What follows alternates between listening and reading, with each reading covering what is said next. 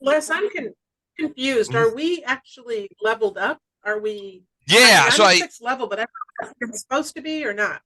I think, well, I can never keep track of who's what level. Were you guys, the last time we played, what level were you guys? Sixth? Six. Okay. And Stop it. So you guys should level up to the next level, which in this case would be seventh. I think Gordon emailed me earlier today, and I emailed back that I thought that you guys were sixth, or that you should be going to sixth. But whatever the next level is, if it's seventh, that's good too. I'm gonna. Should we be seven? I've got six. If you were six last time, you should be seven this time, because you would level up. I don't know if I leveled up like while we were playing, though, is a thing. So I don't know. I don't think I did. I don't think I've leveled. I don't know. Yeah. Don't we have hit points like built up that tells us what level we should Mike, be? do you remember? You probably remember. I'm looking right now. I've got a 6th level character. So I'm okay. So from the point of view of the adventure, you guys should be seventh level. Okay, so let's say seventh. Oh, we'll just say. I'm looking at my hit points and experience, and I'm at sixth level right now. Okay, so level up to seven. Everybody level up to seven.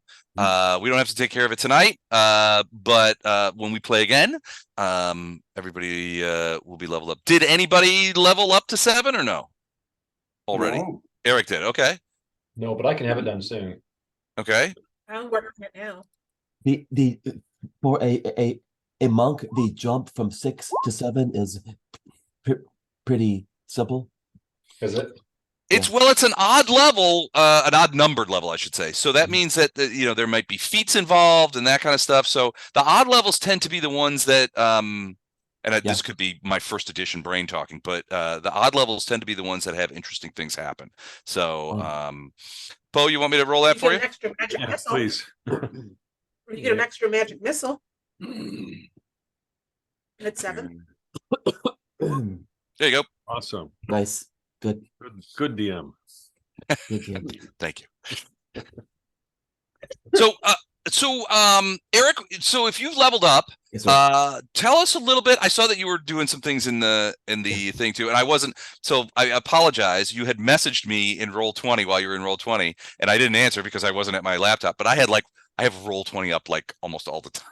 So it looks like I'm there, but I wasn't there. So sorry about that. But it looked like you got it resolved. Was there anything cool that happened to Ono between 6th and 7th? What any interesting powers or new things that Ono can do?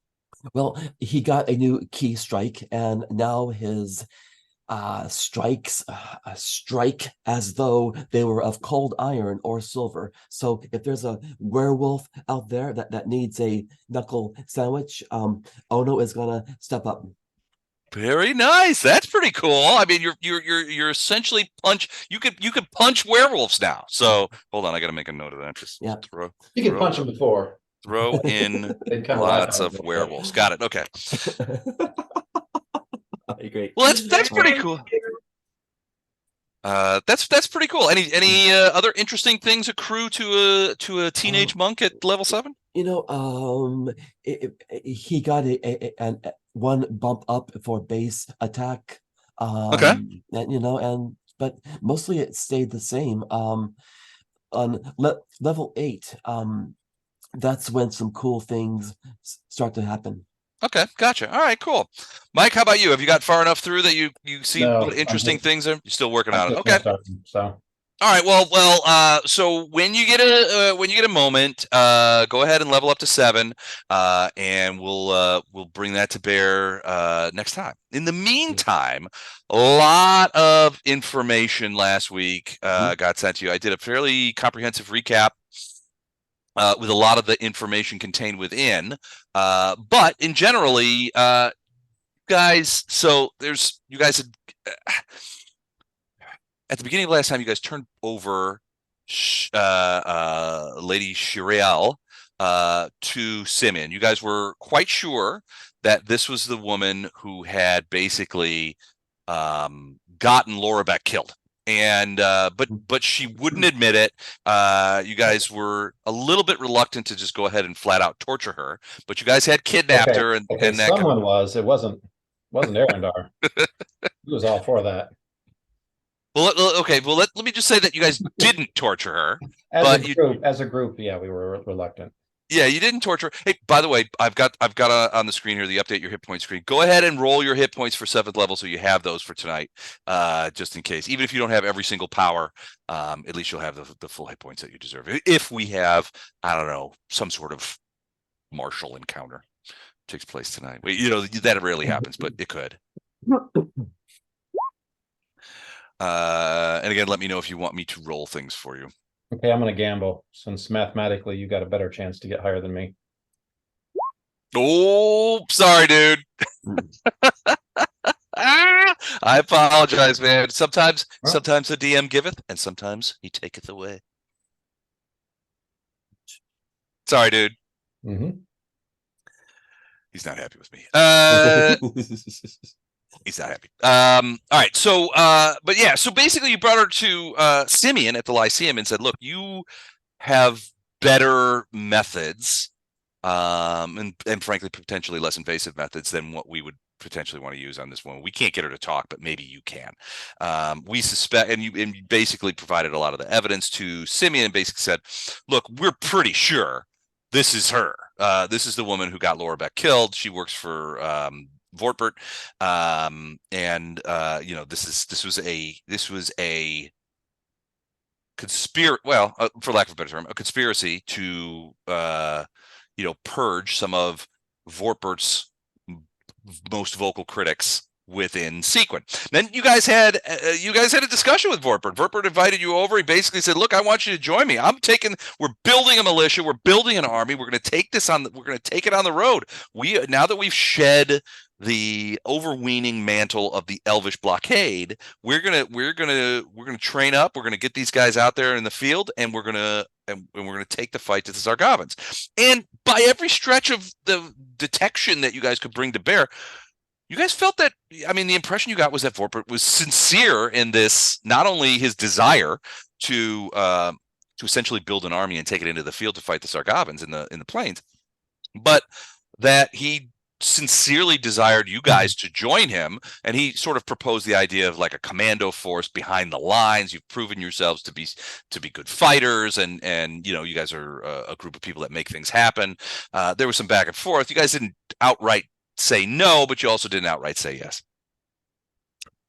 And a lot of that is because you think that Vortbert, and you have pretty good evidence to it. I mean, not really evidence other than a speak with dead from Laura Beck and some other things. But yeah, I mean, largely you're of the belief that Vortbert was behind some of the murders that took place during the attack. And certainly he was behind the attack on the elves.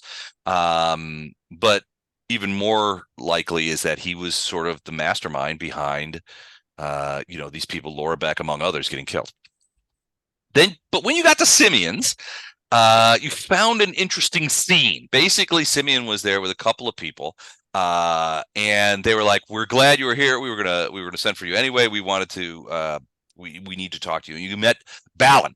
Balan being a local nobleman from the Seaquen region, but also sort of like a bit of an envoy, a bit of a sort of political player in the region. And he had a tough story to tell. Basically, he said, "Look, to our south and west is the Bandu Mountains, which is the domain of King Steppengard of the Dwarvish Kingdoms. There's a variety of lords and aristocrats in there, but essentially based on how the military situation is currently, let me switch maps here real quick and show you what I'm talking about. When we talked about it, basically, here, we'll do the regional map first. All right, so you can see that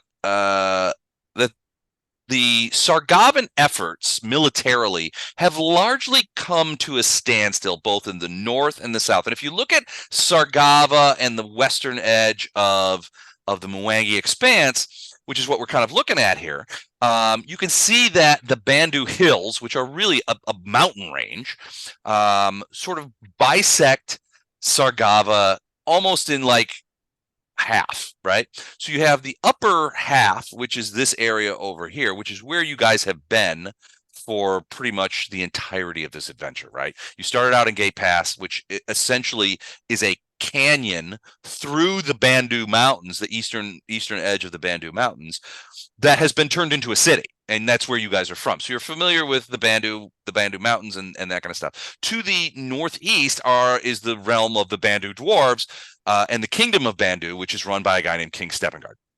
And so right now, what has happened to Sargavans? 3 Corps is sort of stalled out just a little bit northeast of Gate Pass because of the fighters in the plains. The Elvish forces primarily have stopped there. You have the Sargavan First Corps and is sort of bogged down in the south at the river, where they have run into stiff opposition from the Mwangi, both the Mizali and the Osibu of Mwangi, who have sent a great many fighters and basically stopped them in their tracks there. But the part that concerns you most, and the part that concerns Seaquen, is the Sargavan Fifth Corps, which is under Field Marshal Lakis and Inquisitor Krona, which are basically sort of parked in this on the southern side of the Bandu Mountains, and they're kind of stuck there. To go all the way back around would take them weeks, if not months, right? And there's no guarantee they could get to Seaquen, even so, because of the Third Corps being sort of blocked up by Shaladel and the Plains Elves. So what they want to do, and I'm going to move the map over here again just to do this. Hold on a sec. Here we go. So what they want to do is essentially what they want to go through. And there is a place they can go through. It is in the territory of Duke Gallo, and it is called the Alydi Gap. And essentially, like Gate Pass itself, it is a pass through these mountains. And what they have done is they've gone to the city of Bresk, which is the capital city of the Bandu Mountains, and King Steppengard's home. And essentially, they are lobbying the king to allow them access to that gap, to allow them to pass through his territory, without bloodshed. So there's some of you are probably asking at this point, well, why don't they just fight him and take over the gap and plow through just like they've been doing everywhere else? Well, the reality is that the Sargavans are not exactly known for being great mountain fighters.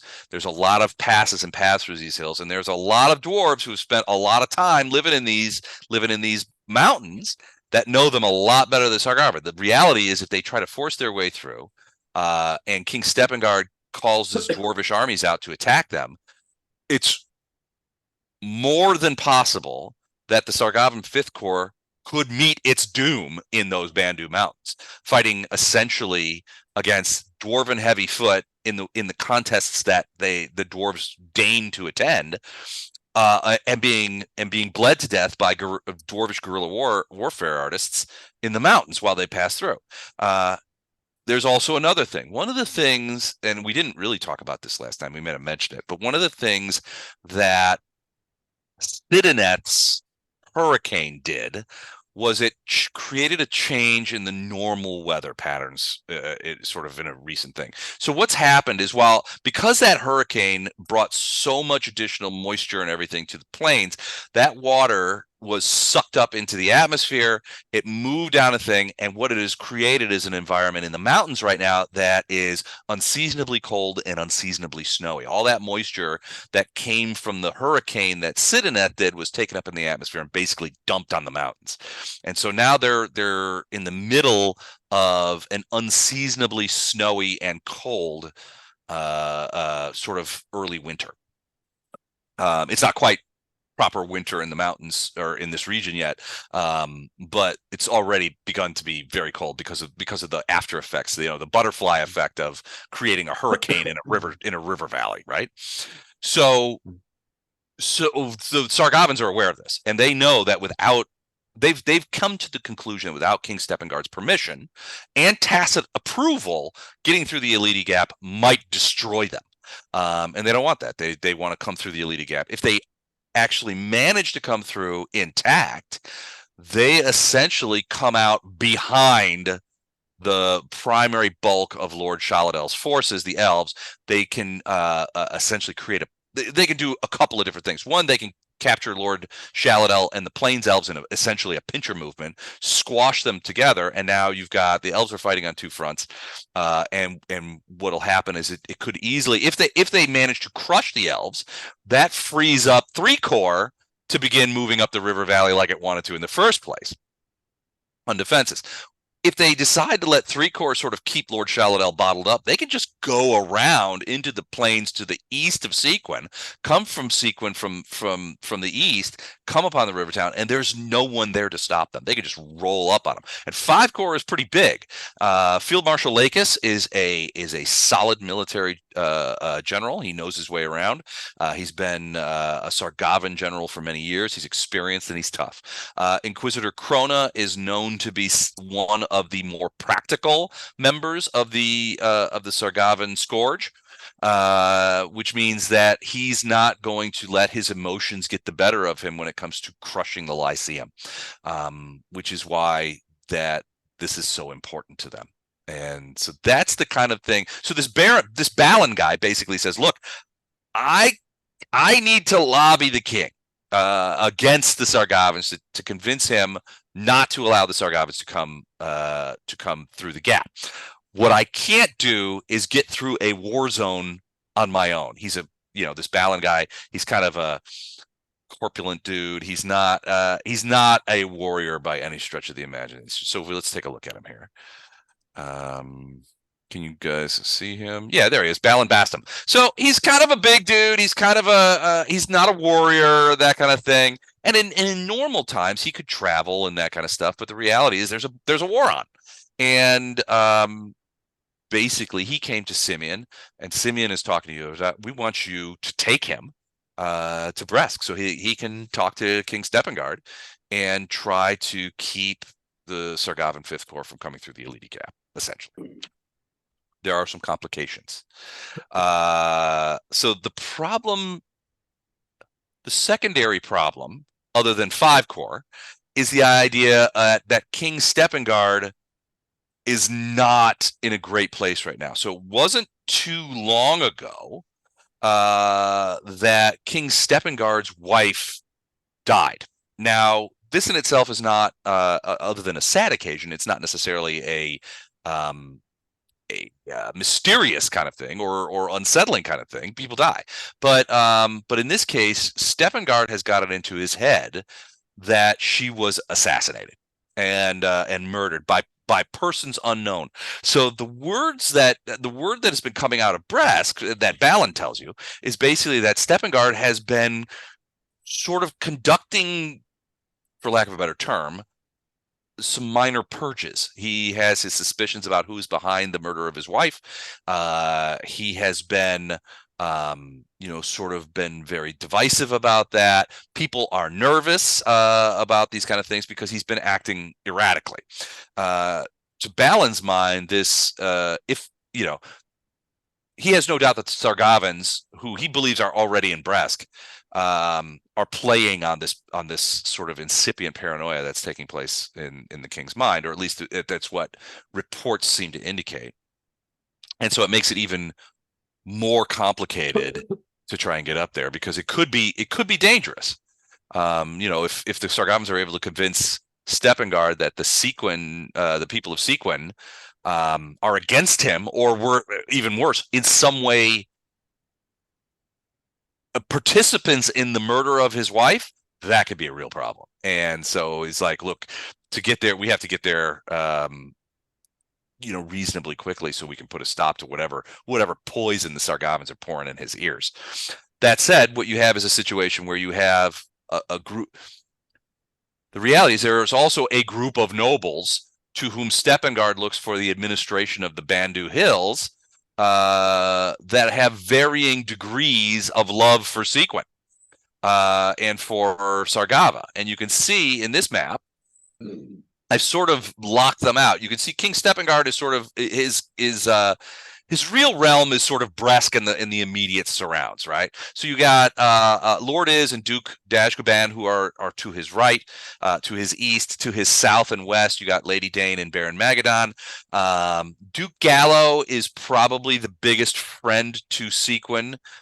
He's also not a fan of the Sargavan, so he has been sort of the voice of reason in court. Although he has returned to his castle in his territory. Lady Timor has been ambivalent. In the blue are groups, aristocrats that have been somewhat ambivalent to Seaquen. And then, but down at the south end, you have two people, Baron Rhaego and Lady Naaman, who are actively either antipathic towards Seaquen. Either they have reasons to dislike Seaquen, or they have reasons to like Sargava. And that could be, considering that they're close to Gate Pass, that red box is Gate Pass. It could be that they've already been co-opted by Sargava. Sargava came upon Gate Pass and, had co-opted much of the people inside, many of the guards. It could be that they've done the same thing to Lady Naaman and Baron Rhaego. But they have indicated that they are not fans of Seaquen and would be perfectly content to let 5 corps move through the Bandu and get over there and get into the thing. There might be some issues with the elves there as well. We can go in that if you have specific questions about them. We can talk about those particular people and what they are. We went over it a little bit before. It's in the recap, but we can go over it now if you want. So that's the political situation that you guys find yourselves in. And what Simeon is saying is like, look, you've done me this huge favor with Sidoneth. Obviously, I don't have a great many resources. We've got problems here with Vortbert. I've got custody of Lady Shiriel, whom I'm going to try and extract information out of. Would you guys be willing to do this thing and go and escort Balan to Bresk to see the king? Clearly, no. Next module.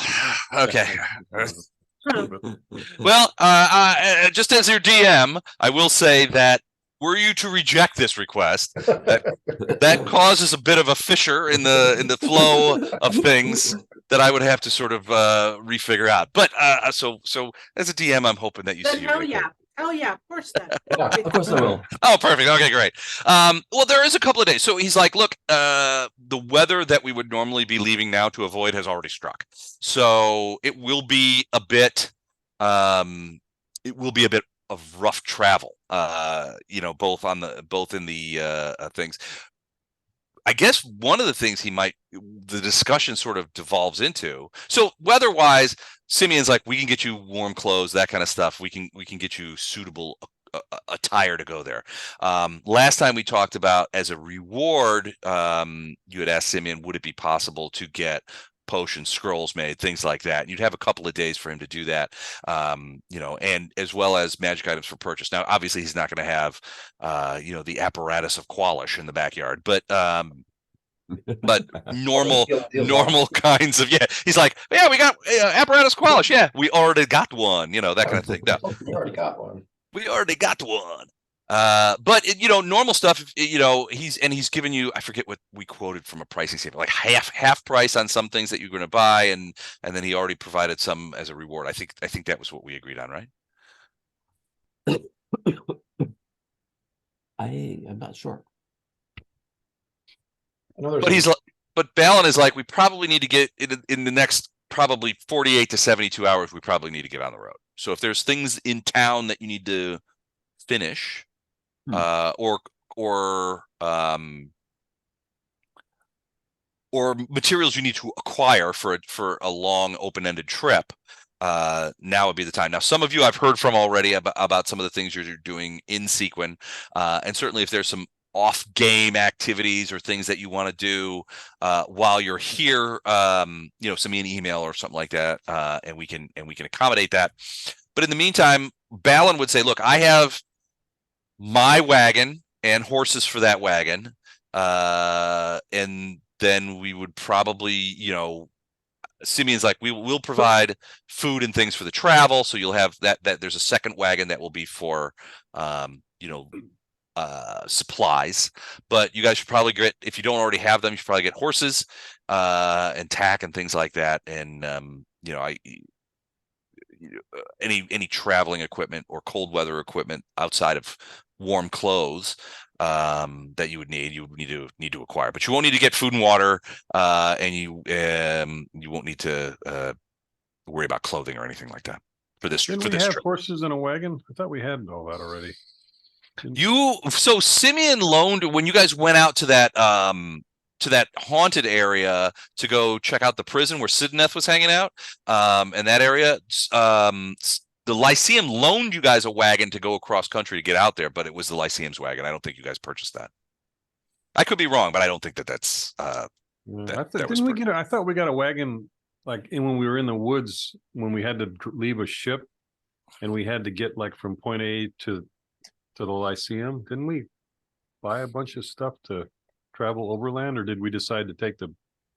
You rented, you bought a boat, and then the guy was like, sell that at though.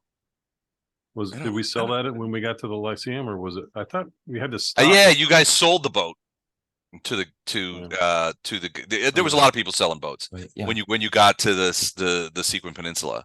But you'll remember that guy at whatever name that town was, the sort of last town before the big swamp kind of thing. The one with the town was all in one building. And the guy who sold you the boat also sold you to those hags that you guys fought. Yeah, right. And you guys, I don't know that you gotten revenge on him yet. I don't think you have, actually. But that was back at the that one town, which name escapes me right here. Hold on a second. I thought we caught him. Or no, did we not? He got away.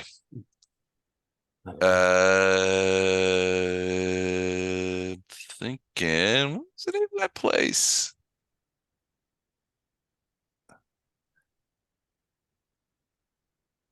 Man, it's been like a year ago. It's so long ago. I just don't remember.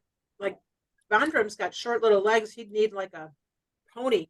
I don't remember buying a pony. Yeah, no, I don't think you guys have horses or anything like that. Well, we'll have to get some. We did get a bunch of money this time, right? Because she had a chest full of all kinds of.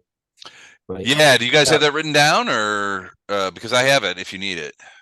Yeah, well, I think Chuck. I think Chuck did all that and said how much we each get, but we got plenty to do. Vidor was the name of that town, and it was all in that. Remember, you guys will remember it was like sort of at the edge of the swamp, and there were maybe 500 people living there, but it was all one giant building that everything was in. It was like this weird kind of sort of one building, and that guy sold you a flat bottom boat to negotiate through the swamp, and said he would, and then you guys hired him to lead you guys to Seaquen, basically, because he remember he came to you and he said, look, there's a lot of refugees pouring into Seaquen and they're putting a stop to it.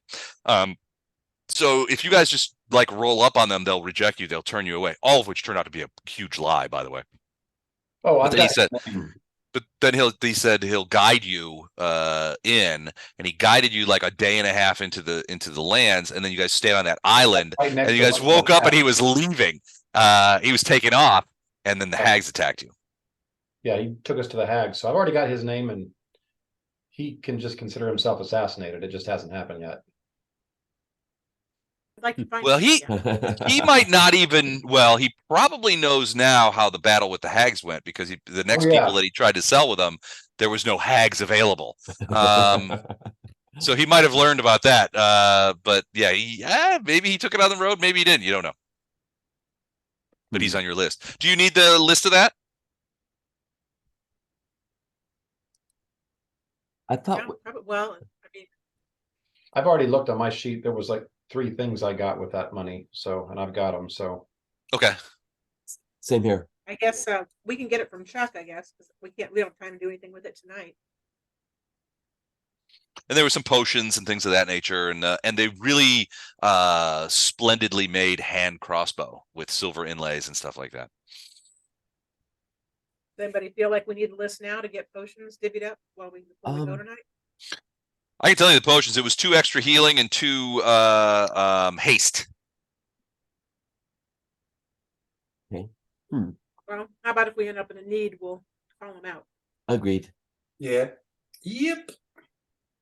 Good deal. Good deal. So that being the case, and you guys have sort of agreed to accompany this Balan, the question comes up: do you guys go straight to Bresk, or do you try and go to Luke Gallows, establish a relationship with him? Balan will tell you that he knows him. He knows Duke Gallo very well. Duke Gallo has always been a friend to Seaquen, and is still a friend to Seaquen. He does not like the Sargavans and has no wish to see these guys through the Alydi Gap. But as Balan would tell you, if King Steppengard orders him to allow it, he will have to do it because he's a loyal vassal of King Steppengard. He just doesn't want to. But the benefit is that the Alydi Gap goes through his domain. So one thing that Steppengard has not done is sort of take over other people's domains. These nobles on this map sort of rule. They assist Steppengard as a sort of high council, and it keeps Steppengard from having to try and administer the entirety of the Bandu Hills on his own, because it's fairly lengthy. I mean, it goes from the north all the way down to Gate Pass and beyond. So, there's a lot of territory here. Okay. So Balan's okay either way, although he tends to lean towards Gallo, because he's thinking we can find out what's going on in Bresk before we just roll up there. Gallo has representatives in the city, in the King's Court, and we'll have the best news. So it might be that we go to Gallo first to to find out if there's anything we need to be aware of, rather than if there's a Sargavan trap in Bresk, then we wouldn't necessarily want to walk right into it. It could be dangerous. I mean, the Sargavans are quite ruthless, as we have learned over the past couple of months. So, and they definitely are looking to crush Seaquen. I think Seaquen is a big target because of the Lyceum. It is the single largest school of arcane magic in the region, and most arcane mages were either taught there or have connections to there. And as you know, the Scourge is they hate arcane magic. They want to eliminate it from the region. So putting that out of commission, I imagine that Krona is probably pushing the Field Marshal and 5 Corps to get through there as quickly as possible to put that particular threat to Sargava out of commission.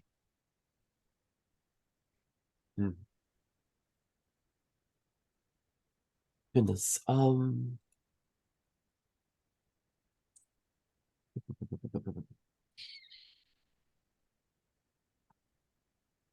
that's balance. That's balance. Balance, like all things equal, I would probably prefer to go to Duke Gallo first, just to see what the lay of the land is, and then we can take the paths up to Bresk, and then go to the capital and see if we can get an audience with the king, if we can talk to him, see how much damage has been done by the Sargavans.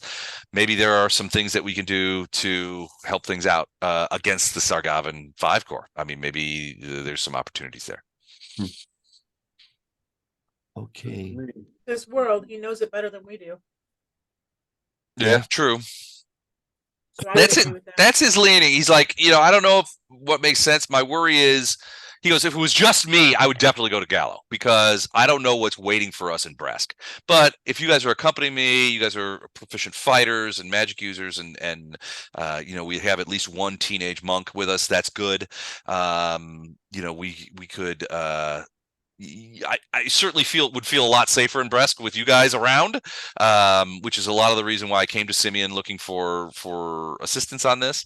But my gut tells me that we might be better served to go straight to Gallus. But I will leave it up to you. If you guys think it would be smart to save time and go to Bresk, we can do that as well. Eventually, we got to go there because I got to talk to the king. I think just talking to Duke Gallen and making sure that he really is behind what we're doing is, I think, a wise move at this point, because he's basically the strongest supporter that we would have, right? He is, yeah. So Lord Gallo, or in this case, Duke Gallo, I'm sorry. He was so he's relatively new to the council. He was named Duke by Steppengard as a reward for protecting the band. So he was originally given this territory by the king for his work historically of protecting the mountains from attack, from invasion. And because Duke Gallo was of military bent, that's why this particular region belongs to him, is because historically Steppengard has needed somebody to protect this gap and make sure that it didn't go anywhere. It's really that gap is really the only easy passage between the south and the north, except for going all the way around, which is a pain. Other routes are through northern mountains. They are protected by dozens of scores of dwarven strongholds, and it's tough going. Gallo definitely does not want to see the Sargavans. He has no love for the Sargavans, and that does not. It's not a factor. His feelings for Seaquen are not a factor in his dislike for the Sargavans. It's two separate things. But according to Balan, he is, well, at the very least, the enemy of my enemy is my friend, right? So he's receptive and sympathetic to the plight of Seaquen, just because the Sargavans, whom he doesn't like, are after them, right? And then now they want to go through the Alydi Gap, which he absolutely does not want.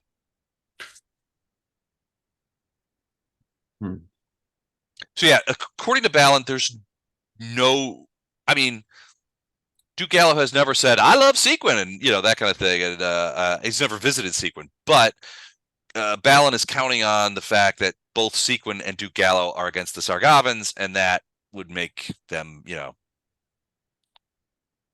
compadres. Hmm.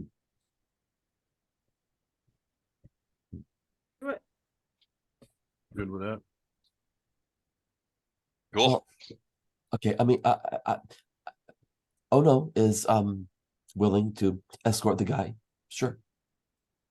I mean, he even it seems like, well, okay, what happens again if Balan meets with the king? So the idea is Balan has served as sort of a ambassador without portfolio for Seaquen. Very familiar with the region, very familiar with politics in the region. He's been sort of a if you are well, in this case, he's mostly worked for Seaquen. So he has represented Sequen's interests in a variety of ways, in a variety of places, as sort of a ambassador without portfolio. Sequen's not really big enough to, I mean, it's not a kingdom. It's just sort of like a free town, right? And a free college town, but it does factor into the politics of the region, especially now. And historically, Balan's job has been to sort of, where those interests exists, represent Sequen's interests in the various courts. So he's been to Bresk. He has spoken before with King Steppengard on a variety of things. He's been to Elidor. He's been to Calabudo. He's been to Mazzali. He has, that was rare. He's never been to Osibu, but it's just too far away. He's been to Gate Pass. He has essentially taken on the mantle as sort of the ambassador for Seaquen, even though Seaquen isn't a kingdom, if that makes sense.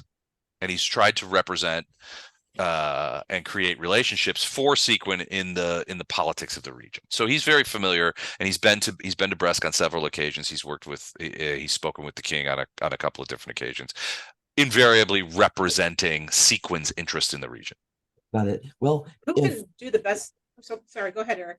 Just that if Steppengard can be persuaded to at least challenge the Sargavans, wouldn't that be good? Yeah, absolutely. The problem is Balan has said that his latest information is that Steppengard and the Sargavans have signed a non-aggression pact, which means Steppengard is saying, all right, we won't fight you, you don't fight us. Now, that doesn't automatically give them access to the Alydi Pass, but that's step one out of 3 or 4 steps diplomatically to get to that point. But they have signed a Balan is aware that they have signed they've made a non-aggression pact with the Sargavans. Right. And currently Steppengard is grieving and slightly unhinged. Correct. Yeah, he's gotten into his wife has died. And the thing about this is his wife was comparatively young. Steppengard is a relatively older dwarf, but his wife was relatively young, and and she died rather suddenly. Mysterious illness, and it could be perfectly natural. What do they say? Paranoia doesn't mean they're not after you. Right. Well, so it's possible that Steppengard is onto something, but he has been sort of making noises to the idea of that there is a conspiracy afoot that that this conspiracy of unnamed people have assassinated his wife in an effort to, I don't know, destabilize the kingdom, do something, make him irritated. When you're imagining conspiracies against you, the reasons why take a back seat, from a logic standpoint. So he has been acting a little bit unhinged, and there have been some what Balan would sort of sardonically refer to as minor purges, and some people have been ejected from government, and some people have reportedly been killed. Okay. Well, I was just thinking that this can really work to our advantage, although I guess the lawful good teenage monk would not be this clever. I mean, politically savvy. Hey, maybe you've got an instinct for it. I don't know. I mean, if he's mourning his wife, really don't. Right. I mean, if he is mourning his wife and convinced that there are secret assassins out there, maybe we can somehow leverage that. It's possible. I mean, and Balan sort of gets like a sober thought. He's like, maybe the Sargavans paired up, co-opted some people of the dwarves, created this situation for the express purpose of destabilizing the king. His love for his wife was well known. Maybe they have done this, but the Sargavans have made it look like it's some sort of outside forces. They're a pretty clever lot, the Sargavans, and keep in mind that the Sargavans are from a countryside. They are Chalaxians, right? Sargava is a Chalaxian colony, right? Okay. So if you guys know about Cheliax, their entire noble tier in Cheliax essentially has made deals with Asmodeus. Cheliax is often referred to as the demon-haunted country. Okay.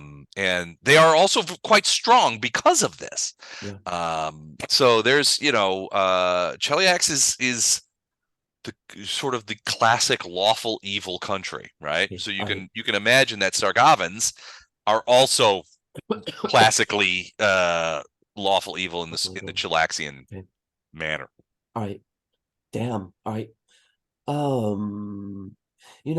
I would like actually to spend some time with Balan and learn more about this new territory, and I also would like to maybe talk to the king. King Steppengard? Yeah. Yeah. Maybe. I think, well, I mean, that's ultimately what Balan needs to do. He's like, we got to go to Bresk. We got to do it sooner rather than later. And we got to find out, well, there's a couple of things we need to find out. We need to find out if the king is actually going to be unhinged and what his noble tier is doing about it. Because the nobles don't want an unhinged king at the top of the thing. And, there are a lot of dwarves well, there's going to be a couple of the noble things, people like Lord Is, who are going to be my king regardless of his capabilities, right? Loyal to a fault, loyal all the way down. Lord Is likely to be somebody like that. He's very loyal to King Steppengard, and it wouldn't matter if Steppengard was a raving lunatic. Is would be on his side. The other lords and ladies are going to, hi Haley, are going to have varying degrees of how much madness of King Steppengard they are going to tolerate, for lack of a better term. And ultimately, it could be that they. I don't know if I don't actually know if Steppengard has any sons. I believe he does, but they might look to depose him in favor of one of his sons. They might look to depose him in favor of one of them. One of the this council of aristocrats that sort of helps to rule the region. When the king's a problem, the country is in turmoil, and a lot of things can happen, both bad and good. Odo is intrigued, and he's intrigued by the challenge and moved by the Good night. Good night. opportunity to do something good. I mean, if you guys ultimately, Balan's job is to stop the Sargovan 5 Corps. If the Sargovan 5 Corps gets loose in the north area, in this area over here, that's going to be very bad. And the reality is, I mean, militarily speaking, 5 Corps is huge, much bigger. And regardless of what Vortbert says about, the Seaquen Defense Force, the SDF, or anything like that, the reality is 5 Corps will crush it. They don't have the men, they don't have the talent. Ultimately, what Vortbert has right now is a core group of maybe 200 trained fighters. And clustered around that would maybe be 3 times that of sort of like untrained but enthusiastic militia. We all know what happens to untrained and enthusiastic militia when they meet a trained, well-led, well-armed, well-supplied fighting force. They get destroyed. Enthusiasm does not equal experience and supply. Well, I'm kind of confused about the Bandu area. I thought it was Dwarven, but a lot of these pictures of these people don't look Dwarven. Is that just... Some of them are humans? Yeah. If we go back, do I have you on the pictures right now? I thought I moved over to the other map. I'm just looking at the recap. They're all there. Oh yeah. So yeah, some of them are human. Like Lady Timor is human. These are in many ways legacy families. The Bandu, the Dwarven, the kingdom of Bandu is largely a Dwarven kingdom. However, there are some pretty substantial patches of humans that have historically always lived in the mountains, right? And because of that, there are human representatives on this council and human aristocrats that control those areas. Largely, if we look at Lady Timor, for example, she is human. She controls she's in charge of a portion. This would be so Lady Timor is sort of to the south of the Duke. In this case, this would be an area that humans have historically always peopled, and because of that, their nobility would have been human, and King Steppengard recognized that. So it's not a purely racial country, and there are patches of the Bandu Mountains in which humans are more are a larger segment of the populace than dwarves are. Those are rare, but they do exist, and because of that, there will be there are people in the on the council of like nobles and aristocrats who are human rather than dwarven. So Lady Timor's a human. Let's see. I don't think. Oh, Baron Rhaego is a human. The summary doesn't have those labels on there, so I was like, a lot of these pictures are not really Dwarven pictures. So I was trying to remember who was Dwarven and who wasn't. Like Steppengard, that doesn't look like a dwarf to me. That looks like a human. Those. Yeah, I can see that. Yeah, some of them are not massively dwarven. I've noted it here. I can put it in there. But yeah, there are 2 human enclaves essentially that are run by humans, and that's the domain of Lady Timor and the domain of Baron Rhaego. Okay, let me just punch over there and we'll look at those guys again. Hold on a sec. Why is it not going? Here we go. Okay. So yeah, and then Baron Rhaego is down here. He's to the southwest of Lady Timor. So you can see that the human prevalent areas are really sort of on the northern end of this valley here, and closer to Gate Pass. But yeah, those are areas that have historically always had fairly large human populations, and those human populations are represented in the aristocrats that are held on the council. So about Lady Timor and Baron Rhaego, if you want a little bit of more information about them, I think it's in the recap. But Lady Timor is known as being a wizard, which makes her sort of a little bit trepidatious about the Sargavans. Her lands are protected invasion by something called the Glasskeel Cliffs, which is a strange icy landform that goes up about half a mile high and separates her plateau from the lowlands. You see that white area that's surrounded there? Those are the Glasskeel Cliffs. And it's this huge ice plateau that sort of comes up out of the mountains. Word on the street is that she's not super enamored with the idea of letting the Sargavans through, but she's got a border on those things. So she's worried that if they can't get through the Alydi Gap, maybe they want to try and destroy her area, or try and take it without try and take it, by deception. She's not a fan of the Sargavans generally, and she's definitely not a fan of the Scourge because she's a wizard. Is there another pass like in her area or between her and Rhaego and that side? There are passes throughout these areas, but none that you would want to try and push an army through. There's a lot of little passes, but throughout them, a lot of them are guarded by dwarven strongholds, which are very strategically set, historically speaking. Pushing an entire core of the Sargavan military through there, it would be a recipe for disaster. They would get blocked up. They could be, they would be subject to guerrilla warfare. Certainly, the dwarves would, if they decided to just arbitrarily try and move themselves through the mountains, the dwarves would not like it, and they would react in kind.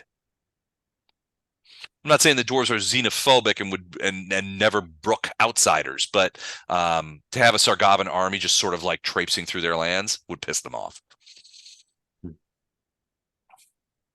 Okay. Which they're trying to do in the Gap too, right? I mean, well, the idea is that they're asking permission of the king. Essentially, they're trying to lobby the king and say, if the king says that we can use the Alydi Gap, then that's okay, right? Because a lot of these people will say, well, the king made it happen.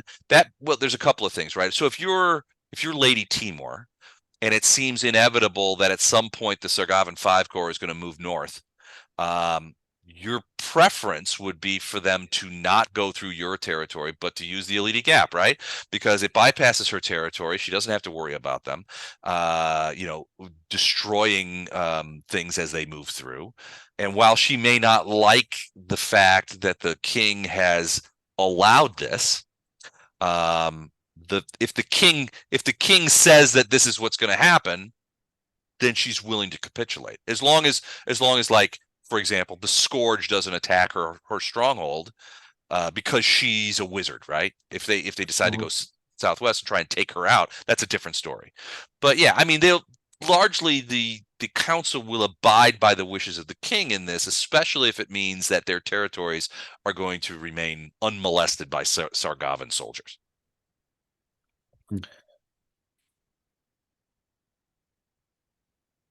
She doesn't like them, and she certainly doesn't want the Scourge traipsing around in her hills. But if the king says that they can use the Alydi Gap to get into the north, she will comply. She won't try to put a stop to it. And frankly, she doesn't have the army to do so. While fighting in the mountains would be more to her advantage, she doesn't have the kind of retainers that would be able to take on the Sargavan 5 Corps any more than Seaquen does. It's one thing to have 20 guys in a fortress on the edge of a narrow pass through the mountains guarding that pass. It's like Thermopylae kind of. It's quite another to have your units fight them in open ground in a more pitched battle. That's the last thing she wants, is to fight these guys. Right. Um.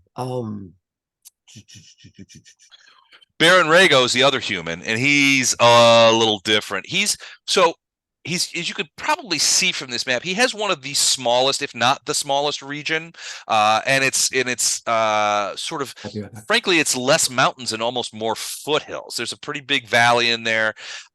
He's seen a fair amount of refugees come into his region, which he did not like. His lands are probably the least wealthy. He's probably the least wealthy of the noble lords of Bandu. So Balan will tell you that he's not sure what happened. So Baron Rhaego is also one of the oldest of those lords, and he's probably in his late 60s. Which at some point, something happened between Rhaego and the, at the time, existing government or managers of Seaquen. So he has always been a vocal, he does not like Seaquen. So he's always been a vocal proponent of excluding Seaquen from regional political discussions, not caring about commercial interests there, not doing business there. Because he's the poorest of the noble lords of Bandu, then that particular position has not hurt Seaquen in any way. He can't really hurt them. But now he's in a position to say, well, I can provide support. I can provide potentially a way to get through to 5 Corps. The same problem exists. There's mountains there, but if they were to go to the south, that might work. It's not the best solution, but it's a potential solution for the Sargavans. So is he pretty much a lost cause then? And Balan's like, look, I don't know what went on. It was before my time. Something happened like 45 years ago between Rhaego and at the time, the government of Seaquen. And Simi's like, that was before my time as well. I don't know what happened, and nobody talks about it. But something happened, and Rhaego and Seaquen have been enemies ever since. So, and it's not personal. Well, it certainly was personal then, but the people, I mean, honestly, the people that Rhaego would have had any disagreements with or anything like that, probably long dead. They're certainly not here anymore, or none of them are here that remember or talk about what happened. But Rhaego continues to be a vocal sort of critic of Seaquen in general, the Lyceum, that kind of thing. And it's possible he's just jealous. It's possible, but most people think that there's some incident occurred back decades before, and that Rhaego is holding on to some sort of grudge. So he's kind of a lost cause. At least he seems that way. It's unlikely. Balan is like, I met the man one time in Bresk, and when he found out that I was from Seaquen and I was representing Sequen's interests, he refused to speak to me. Simeon's pretty old, isn't he, Les? Would he know anything about? He's probably in his mid 40s, pushing to the mid to late 40s. Well, he's comparatively young. He's certainly younger than Baron Rhaego, but Simeon's like, I don't. He goes, I've been the headmaster of the Lyceum for about 20 years. He goes, but I was a teacher here for about 10 years before that. Well, no, that would be too much. So headmaster for about 15. Teacher for about 5. So he came to Lyceum when he was about in his early to mid 20s, and he's been here ever since. But he's like, whatever happened with Baron Rhaego happened before I got here. So it would have been at least 2 decades before. Are there any older instructors here that might have an idea what happened? There might be a few. He's like, we can ask around if you want, but I don't know that you'll get anything. Frankly, well, if they know, they haven't told anybody about it since. So, I mean, we could ask and see what they know. But now's the time to figure out if we can, because this all of these kingdoms, they need to get united and understand that Sargava is not going to stop when Sequen's done. They're on a quest to take over the whole area, right? Seems like. That would be a lot of people's guess. Certainly, they have said outright So the Sargavan military effort really has a couple of different aspects to it, right? So one is the purely Chalaxian military effort. Sargava is, and let's go to the regional map here for a second. Let's go to the regional map and look at that. So Sargava has largely been, so it's a colony, right? So this is a colony on this area, and Sargavan's influence has largely been limited. And I'm going to draw a little line on here. Sargava's influence has been limited to sort of this area. Oh, Jesus. I'm an idiot. Sorry. Okay, so it's largely been limited to like this area. So I'm going to draw a green box so you can sort of see it. Can you see that? Yes. So that's largely the Sargavan. So, and one notable exception to this is Gate Pass, which had always prized itself on being an independent city, right? So, and Calabuto down in the corner is a trading city. So it's more of a trading post at where Sargavan merchanting concerns and Mwangi natural resources meet, right? It's on that river right there. And then what happens is, this, is taken. There's actually a lot of the goods that are bought from the Mwangi are taken downriver to Desperation Bay using this path right here, and I'm going to do this in pink. So the Mwangi will come out of the jungles and the east, and they're bringing natural resources, right? They're bringing hardwoods, they're bringing gold and silver, they're bringing animals, they're bringing foodstuffs. All these things are coming out of here, and the Mwangi are doing business with the Sargavans here. Then what to do is the Sargavans will get in their flatboats, and they'll basically take that material down this river through the Laughing Jungle and out into Desperation Bay. Can you see that? Yes.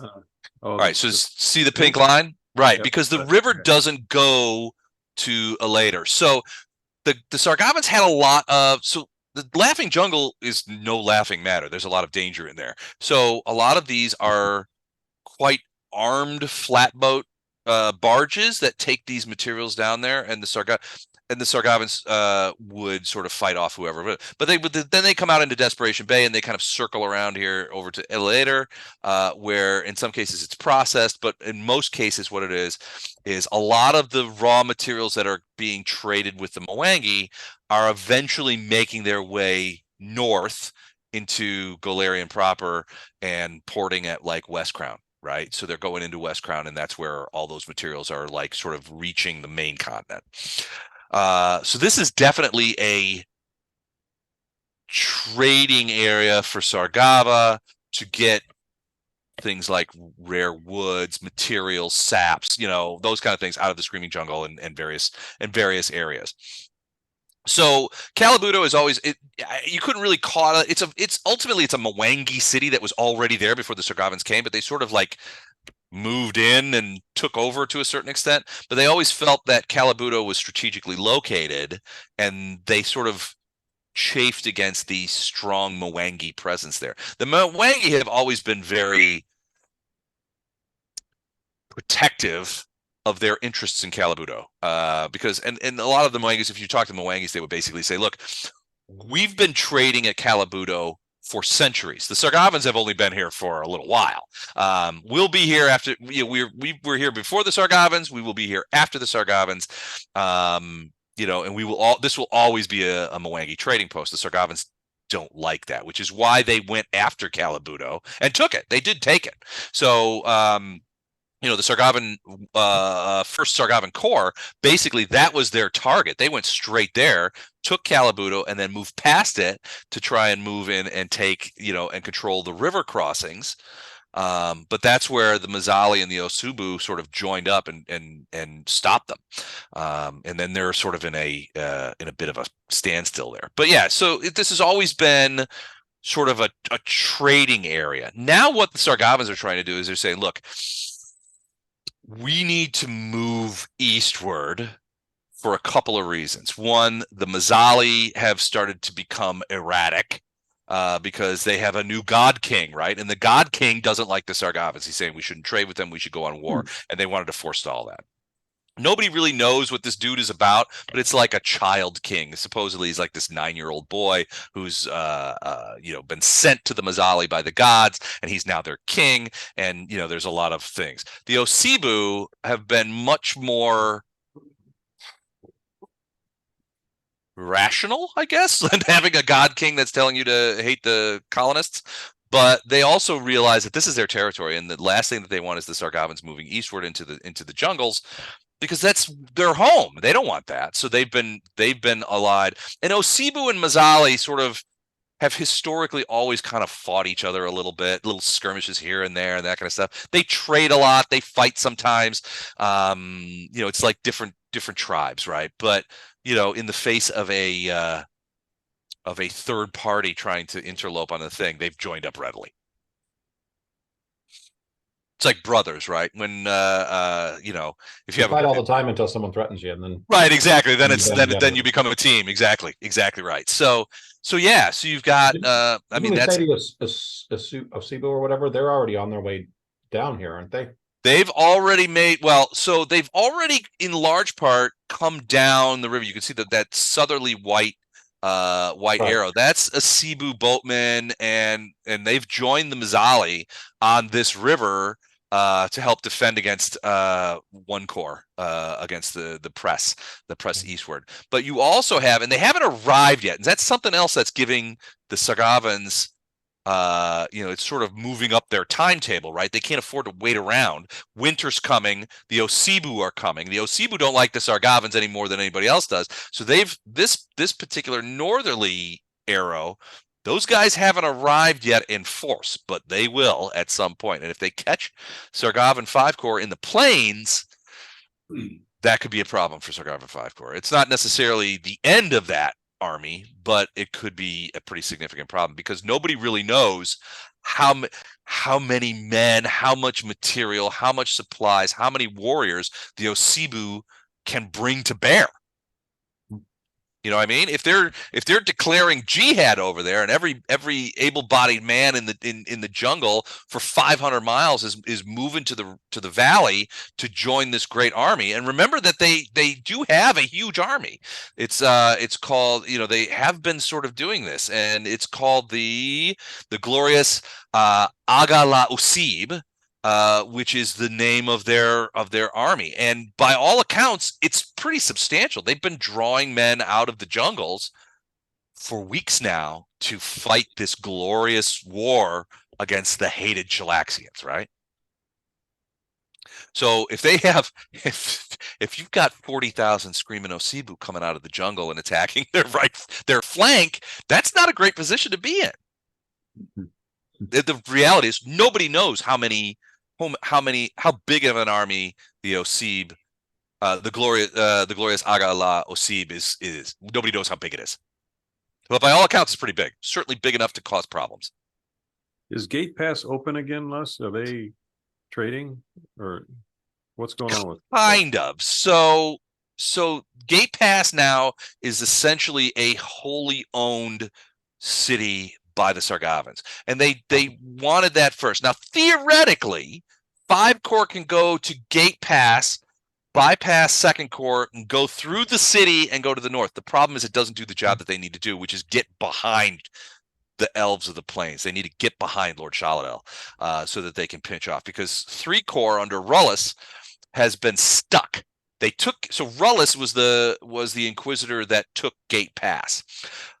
Salvius caught up with him at the southern end of Gate Pass. So now you've got 2 armies, one at the northwest end, which is guarding the northwest end of the city, and those are detachments under Rullus from Sargavan 3 Corps. Then you have Sargavan 2 Corps, which is smaller than 3 Corps, but essentially right now they are essentially holding Gate Pass. So they hold the southeast gate, and they 2nd Corps under Salvius serves as sort of the policing element of Gate Pass, right? So there was still, I mean, everything that you've heard now is that there's a guerrilla war going on in Gate Pass. Now, to greater or lesser extents, it's not a guerrilla war might be too much of a word for it.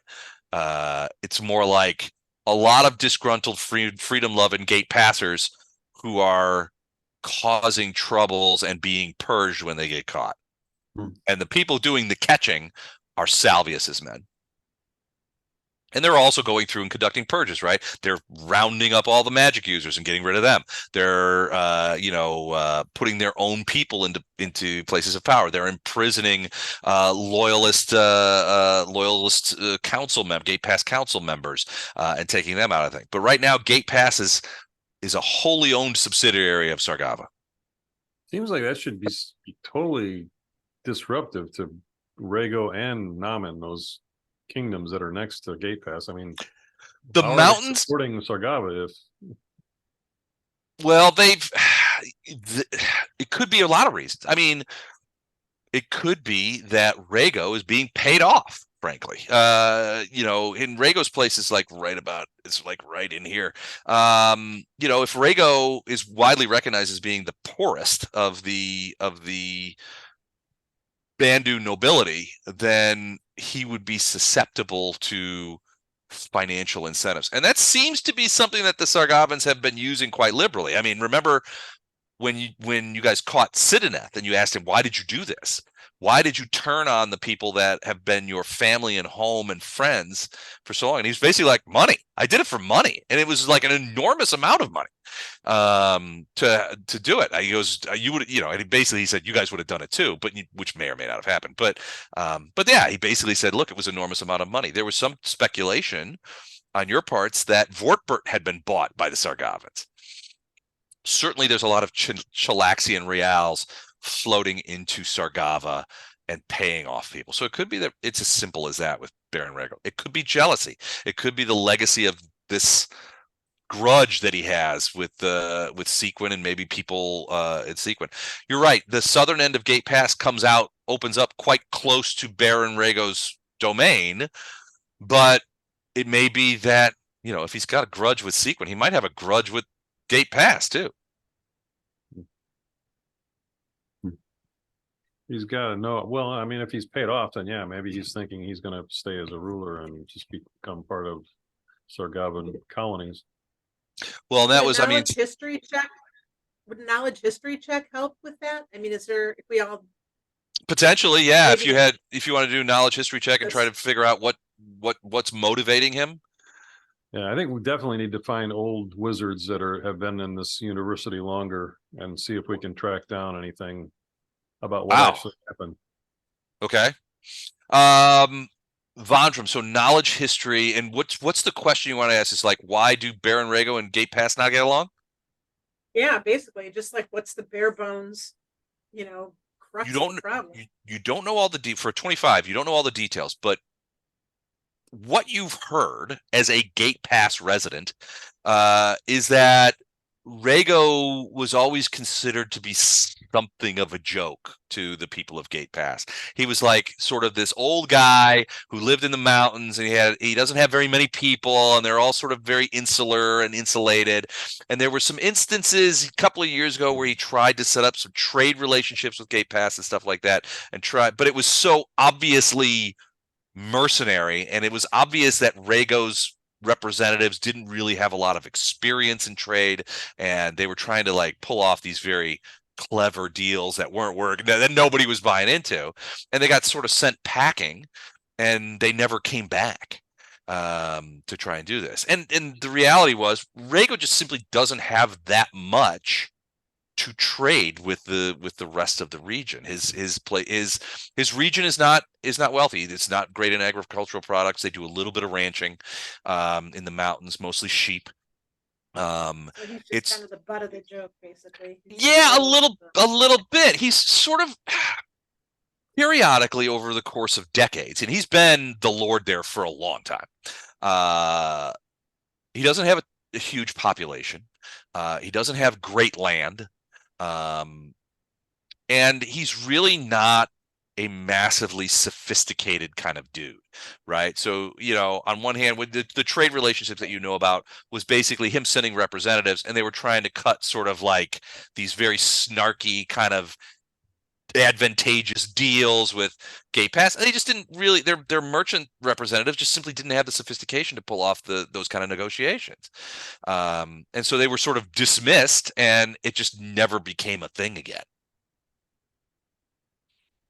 It's obvious he likes to hold a grudge.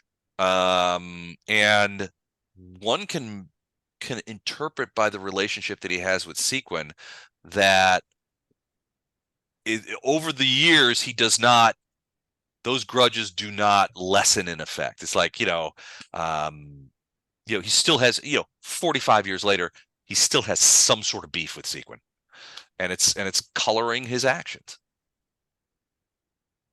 But yeah, I mean, the story that you've heard actually gives him a weakness, because he'd probably be willing to do things he probably shouldn't just to save face from 40 years ago.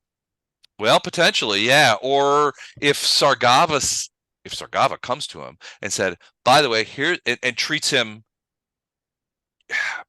he doesn't get treated very well by the nobles and that kind of stuff. Steppengard trusts him in many ways because, one, Steppengard feels like he has a pulse on the human thumb, like a thumb on the human pulse. Like, for many years, Rhaego was Steppengard's go-to guy for the human question, right? How do humans think about this, right?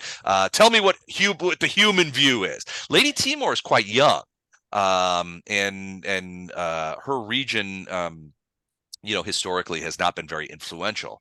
Rhaego and Steppengard have been friends for a long time, and Steppengard, to his credit, has treated Baron Rhaego quite with a great deal of respect. Many of the rest of the noble council and the regional power players have not. And so, frankly, the danger is if Sargava approaches Rhaego and says, we're going to treat you with respect, we're going to give you advantageous trade, we're going to ensure that your region and your people become wealthy, that's going to be Exactly. That's going to be a hard thing for Baron Rhaego to look at, especially when you're looking at potentially 4 decades or more of him being sort of treated cavalierly by the rest of the region. So if anybody figures that out, that makes him in danger, really. If the Sargavans figure that out, that they use that as a leverage, it's pretty strong. The Sargavans are not stupid. They've been playing games like this for a long time, both in the north and here. They have their impetuous bits, and I think that you could point to the Scourge as being, it wouldn't necessarily make a ton of, the Scourge is really a Sargavan thing. In Cheliax, magic users, the Queen herself is a magic user, right? There's no real antipathy for arcane magic users in Cheliax. That's the Scourge is really a Sargavan thing. Now, in the Sargavan political establishment has basically sort of, they've been a convenient attack dog for people that they don't like. But it does seem to be getting a little bit out of control. The tail wagging the dog a little bit here.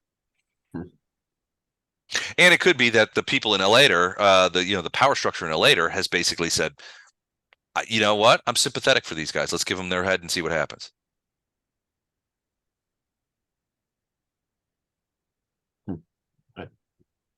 But yeah, they are savvy politicians. If there's anything that can be said at the Sargavans and their Chilaxian masters, is that they are savvy politicians. They will be, your opinion, they will be well aware of Baron Rhaego's weaknesses.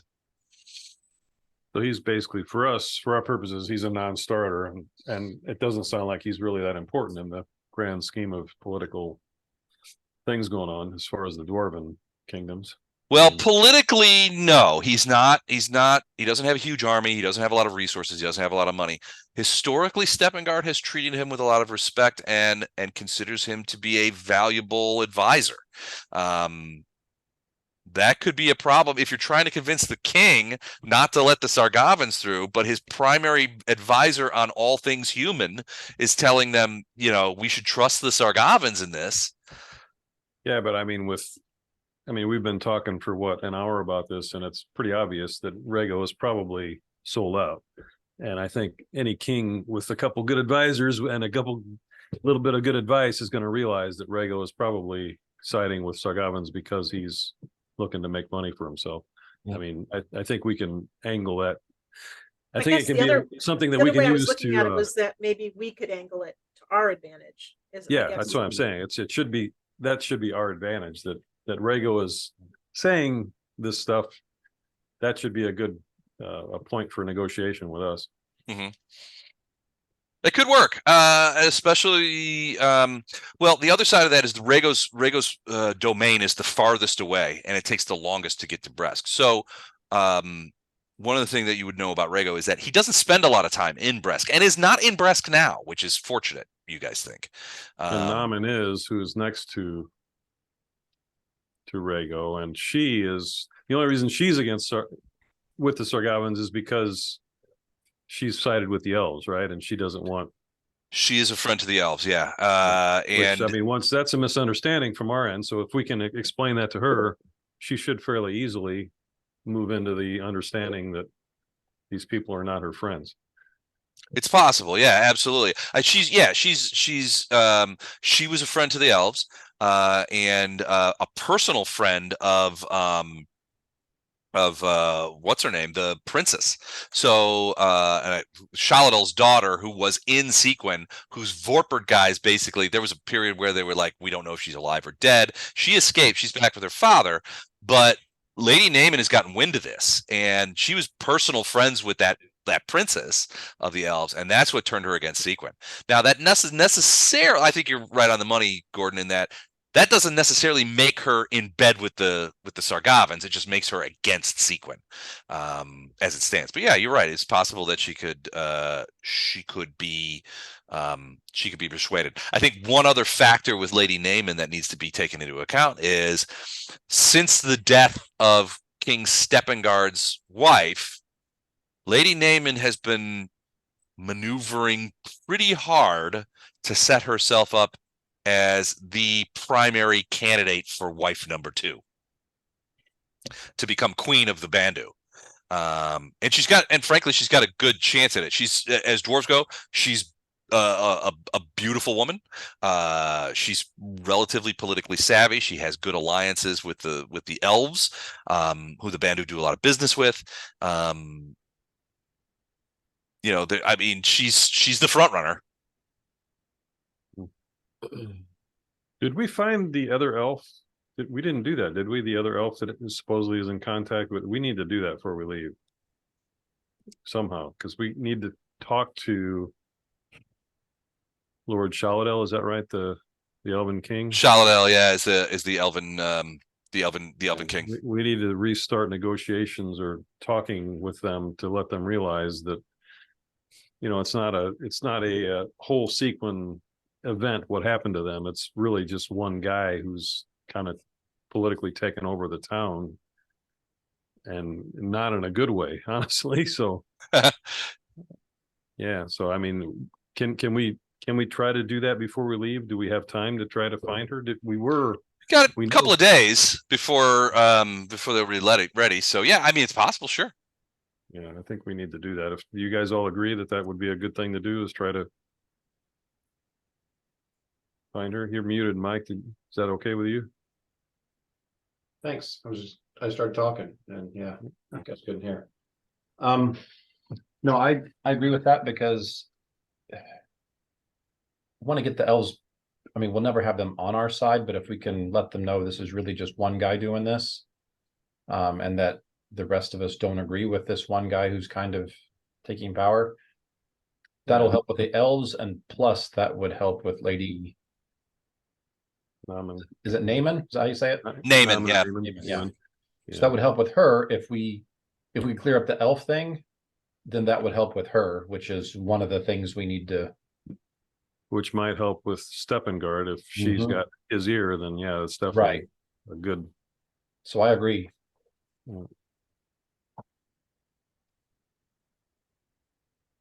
Okay, so Duke Gallo. I'm good with going there. Is everybody else? Anybody have any concerns about doing that before we try to talk to Steppengard? I'm with you. Right, but we're gonna Mhm. find the elf chick here first, right? Say again, Mike? A whisper. Right, but we're gonna find the elf chick here first, right? First, yeah. Oh, yep. yeah. Okay. Yeah, I was just trying to summarize. So we're gonna find the elf, and then we're gonna go to Duke Gallo. What did you say, Jennifer? I was talking less. I hear you. Got it, Jennifer. Yeah, no problem there. You. It'll take you some time, but yeah. No, I'm with you, Gordon. Let's go find the elf and then go there. Okay. I have a question about leveling up. Can I ask that before we move on? Of course. I'm messing around with it. On my TOS, for those of us that use the TOS, I've got ability score changes that have already been done, which I think it's only you're supposed to get one with every 4th level. Does that sound right? Yeah, you should have 2 of them. You should have 2 right now at 7th level, I think. I should have 2. Yeah. So for some reason, I already have 3, and it says I've got 3 spent and 1 available, but I have no idea why. Is it 2 or 1? Oh, let me. You know what? I think maybe there should just be 1, and then there's another one next level, maybe. Hang on, let me. I think yeah, 8th is one of those. I can quick look. Well, at it's it. every 4th level. I get that, but Yeah, I don't understand why I've already got 3 spent, and it's been like this for a minute. Is it possible one got omitted, like an early one that would have been part of your class or race? Yeah, there's one at 4th and 1 at 8th, so you should only have 1 right now, as far as I've got 3 character I don't know advancements. why, and I can't imagine just randomly put them in there. Is that under ability score? Like It's there's under, the front page. on the right side of the front page under It the just says, strength dex con, there's an ability score increase Yeah. from level Yeah, only. yeah, Does yeah. that say 1 available, 1 spent? It says 1 available, 3 spent. Oh, well, then you've spent 2 more than you have. Or you Yeah, probably but I what you wouldn't just did, Jennifer. randomly do that. I mean, Yeah, well, probably there was something where you needed to increase scores and you put it in the increases instead of the adjustment column. You probably had at some point a +2 to something. And it's, see the far right side of that column says I adjustment. understand. So, and you probably put it in the wrong for one. like 'Cause that increases column is only for the character advancement Permanent. pluses. Yeah, Permanent and they're ones. permanent. The adjustment on that Okay, so right then my side next is question temporary. is, all of us at level 7 should only have 1 level increase. Correct. So, Yes, Right. we should have one available and 1 spent there, and anything else should go on that I adjustment like my numbers side. a lot better. Okay. Yeah, next level we'll end up with 2. Dag nabbit. Yeah, so Thank pick you. 1 and drop the other 2 because it was probably just a Oh, I temporary did. thing. Yeah. Actually, it didn't affect too much. Few less spells. Okay. Thank you. Sorry, guys.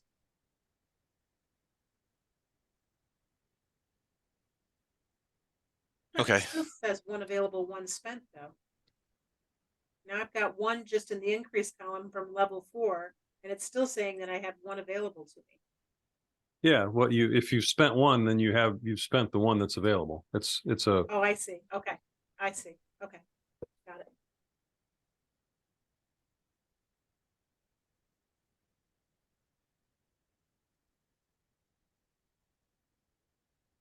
Cool. All right. So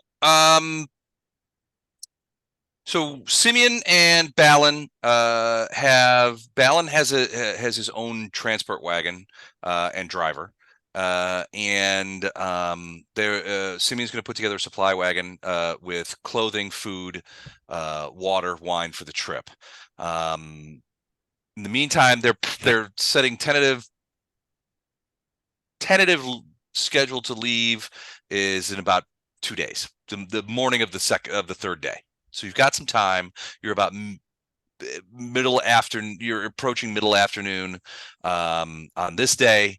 You've got probably 36 to 48 hours before you'd be 36 to 50 hours before you guys would be leaving.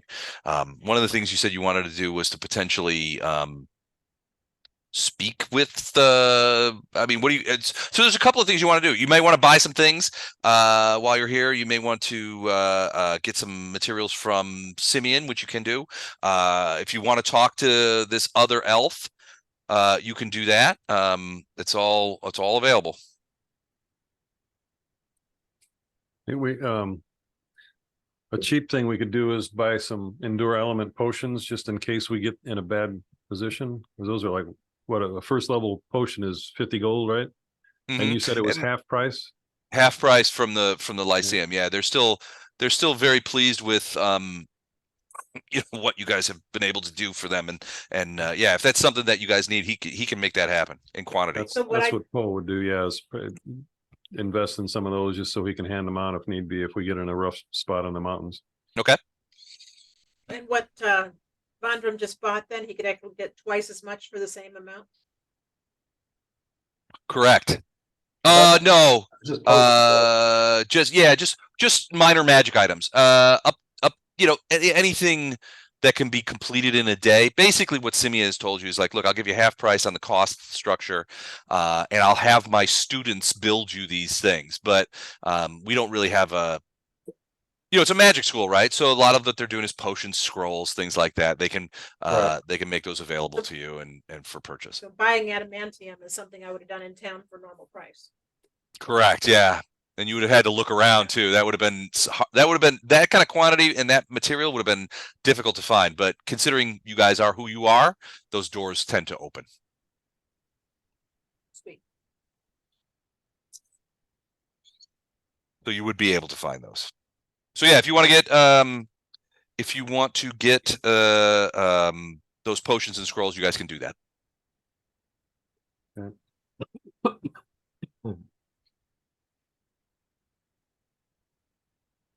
That's really all that I'm worried about. I think I spent all my money on +2 to my giant stickers, if I remember right. So I'm totally out of money too. I don't know if I took the money from our last or not, but I'm broke. Okay.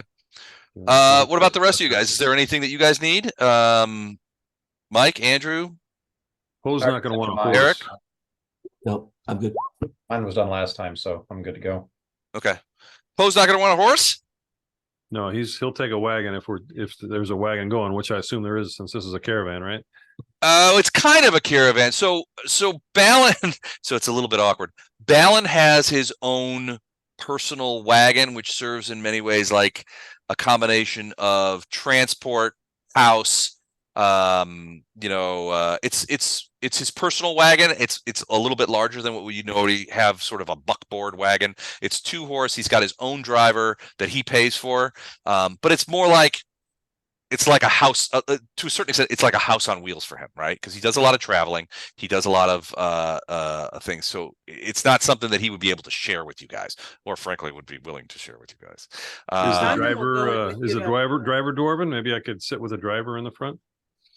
Driver is human, but is sort of probably in his early 60s, a bit taciturn. But yeah, you could probably sit on the front. If he's willing, I'd share the responsibilities of driving the wagon if that would. I think Balan would be amenable to that, and I think the driver would be too.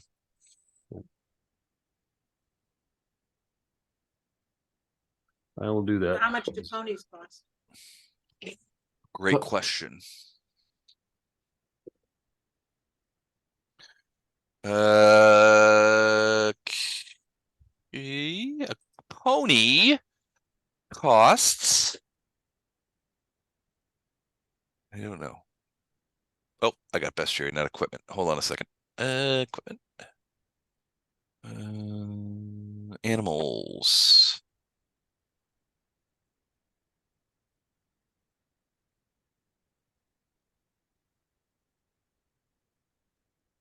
Horse. Sorry, it has it separated by mammals. I'd like an animal, please. Mammal. All right, a pony will cost you about 30 gold pieces. If you want one that's combat trained, that's going to cost you probably double. A light horse is clocking in at around 75. A heavier horse at around 200. Combat training is in short supply here, so that's going to drive the cost up even for you guys. I'm going to have to reduce my buy of adamantium by 4 lots to 3. Okay. Which I have done and I'll buy a pony, regular, not war class. Well, we can talk to Chuck, Jennifer. There's probably some cash laying around. Vondrum doesn't need a war pony. He's not in the fray. It's fine. Yeah, that's true. If you guys wanted to get like a wagon to pull your, I mean, I don't know if you guys want to do that or not. I'd rather be in a wagon. I was going to volunteer to get in a wagon with Poe, but if anybody else wants a wagon, I'm doing a Yeah. horse. I guess if we're traveling at a horse speed, oh no, he has a little money left, and he's very good at he's got animal handling and such. Odo might buy a mule actually. Let's say the ride skills, what you're looking for if you're going to be riding. Yep, I have ride, but I might buy a mule actually. I have ride too, -4. You're gonna fall off the wagon. A wagon's going to cost you a decently made open top wagon is going to cost you about 50 gold. You want a cover on it, and this would be like a canvas cover, something analogous to like a Conestoga. That's going to probably cost you another for installation and building it and getting it ready, another 30. So about 80 for a wagon, and then the horses to pull it. But those would be draft horses, so you would not need. You wouldn't necessarily want combat training for those. Those would be draft horses. So the prices on those would be lesser. Yeah, I'm just getting a light riding horse. Okay. And then another harness, I mean, you get saddles and harnesses and stuff like that. It's probably going to waver between 10 and 15 gold for all that material, just to make sure that you have places to store things and something to sit on. I don't know if you'd rather get a wagon. I'd go in with you on that, and we could ride together on that. Okay, I would. I don't have very good riding skills, and my pony's going to slow everybody down. I don't have long enough legs to ride a horse. So if you guys get a wagon, you got the supply wagon and then Balan's wagon. So it's a 3-wagon caravan plus associated horses. Yes. What about you, Andrew? You getting a horse or? I guess I'll get a horse. Sure. Andrew's going to get a fancy white horse. Awesome. I would like actually to get a mule, but I don't see mule in this list of items. See. I mean, I would assume a mule would be slower but hardier. They're smarter. Maybe smarter too. No, they are smarter. Here it is. A mule. Mules are or donkeys are 8 gold pieces. Okay. Sure-footed and capable of carrying heavy loads over vast distance. That's what I would like. Unlike a horse, a donkey or a mule is willing, although not eager, to enter a dungeon or other strange and threatening places. They have the same general statistics as ponies. So you're gonna get a mule. Yes, sir. All right. I guess I can just write that write mule in under gear, or I don't know. Yep. All right, cool. All right, good. All right, great. Gotcha. Mule.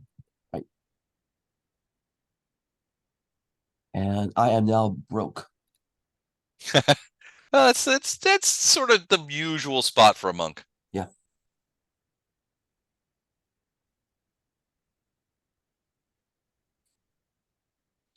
Okay, so mules acquired. So you've got some of you have horses, 1 mule, at least 1 wagon. That's going to be a 2-horse wagon, so make sure to keep that in there. So you have supplies and things like that. I didn't know if you want to go with the Conestoga so that you have shelter. Remember, you are going into the mountains, so there will be some associated material that you probably want to get. Additional blankets and stuff. Well, I mean, things to make things comfortable for you. Again, Simeon is going to provide things like wood. Balan would prefer to stay at inns and taverns along the way, and they are along the way. They're still alive. There are still places to stay, although they are less common and less populated. But from Balan's point of view, if we're headed to the Duke, we probably will leave Seaquen and go directly east, and then sort of come down straight towards sort of the foothills and sort of this direction here, kind of thing. Hold on, let me show you what he's imagining is something like this. To avoid the worst of the problems, we would probably do a trip that I'm going to do this in, here we'll do pink again. You would probably leave Seaquen and go east. So you would cross the river, you would go to like here, and then turn directly south. It's a little longer, but it would get you, it would avoid any issues. Oh, jeez, on the wrong thing. Hold on. I'm talking like you guys can see this. 1 second.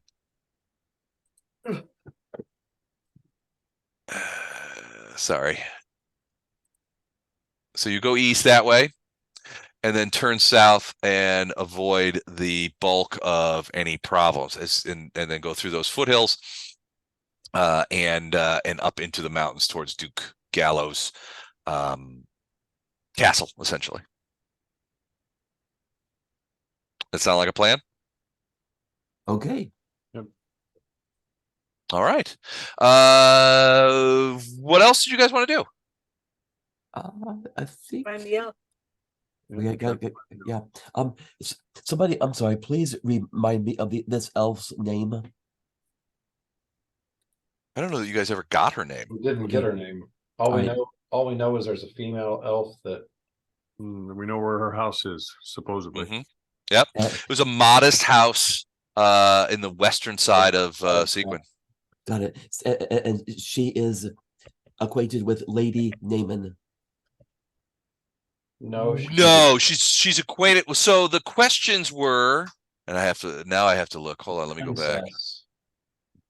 She knows the princess. She knows the princess. Okay. And so we were going to use her to get in touch with the princess, or at least get a message to let her know, hey, okay, all of us don't hate elves. There's just one maniac who's murdering people here and waged war on the elves. So yeah, don't hold all of us responsible for that one wacko's decision.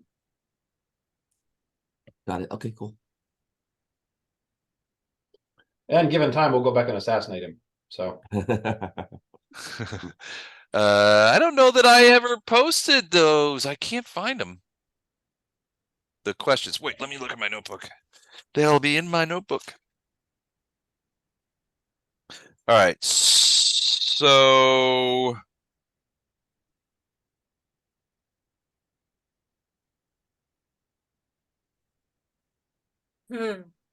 So there were several questions that you guys asked Laura back. Will the elves come back and defend Seaquen if we work with them? Laura Beck couldn't answer. Is there an elf we haven't met that could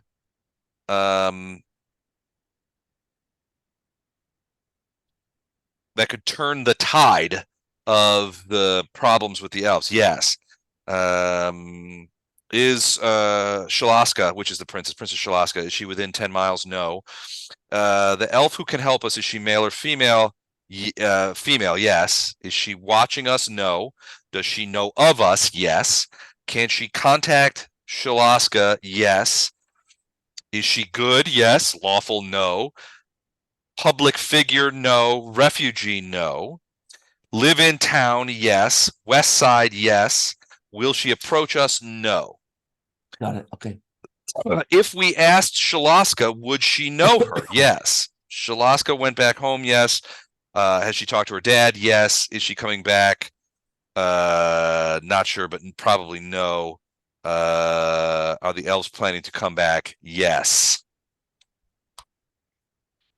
And then the last question was, are they planning to come back armed? Yes.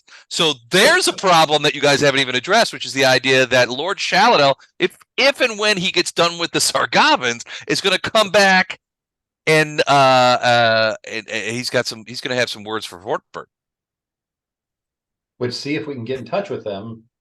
We can. You might be able to pull the we fangs can out of put that. Yeah. ourselves on his side and say, look, you don't have to attack the entire city. You've really got one enemy there. And we can help make this a smaller operation so you're not killing a bunch of elves trying to, you know, take vengeance or whatever you're going to do. Yep. So we can be a benefit to him if he listens to us. If. So yeah, big if there, but possible. I mean, you know, Charlotte Prince King Lord Shaladel of the Elves certainly is reasonable. He's not irrational.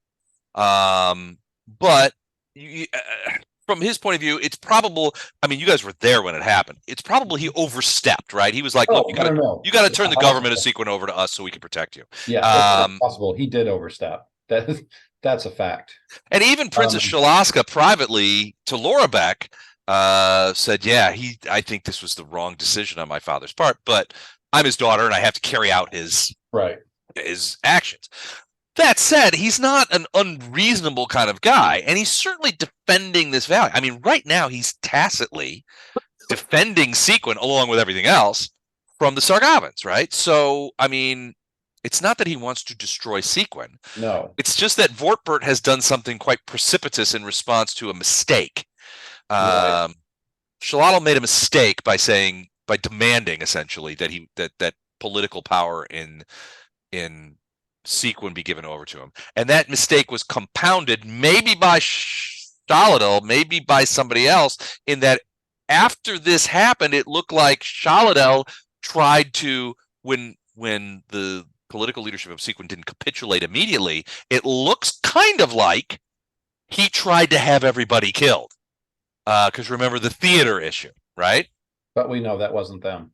You guys know that wasn't them, but Vortbert has made a lot of hay over the people believing that it was them. I mean, he got a lot of people to basically sign on to fight the elves. It was a pitched battle in the middle of a hurricane level storm that they won. They drove off an elven military blockade. Yeah. They just didn't realize that the blockade was facing outward, not inward. Right. So, yeah, we need to start blanking the western half of the town looking for, Well, you guys know where this house is. I mean, there was a period you guys followed a couple of potential candidates. One turned out to be had a house in a different place. Another turned out to be this elvish woman who lived, very pretty elvish woman who lived in a small, modest house on the west side of town. What time is it, Les? Early to mid-afternoon. The time in Seaquen is now 2:42. Didn't we track her? What was she doing when we tracked her to her house? She worked in a brothel. She's a brothel. That's right. Okay. Well, you don't know. I mean, theoretically, I don't know if you you do know she is a prostitute there. But there was a little bit of discussion because the role she plays, I mean, you kind of asked a few questions, and I think we touched on this, but the role she plays as a brothel worker, as a sex worker, is more along like this haughty, elvish princess. When you followed her to her home, you found that her home was quite modest, and that she herself sort of sheds this persona. She didn't act like. Well, you guys were following her home, and you saw that she interacted with people in her neighborhood. You know, she was very friendly to people.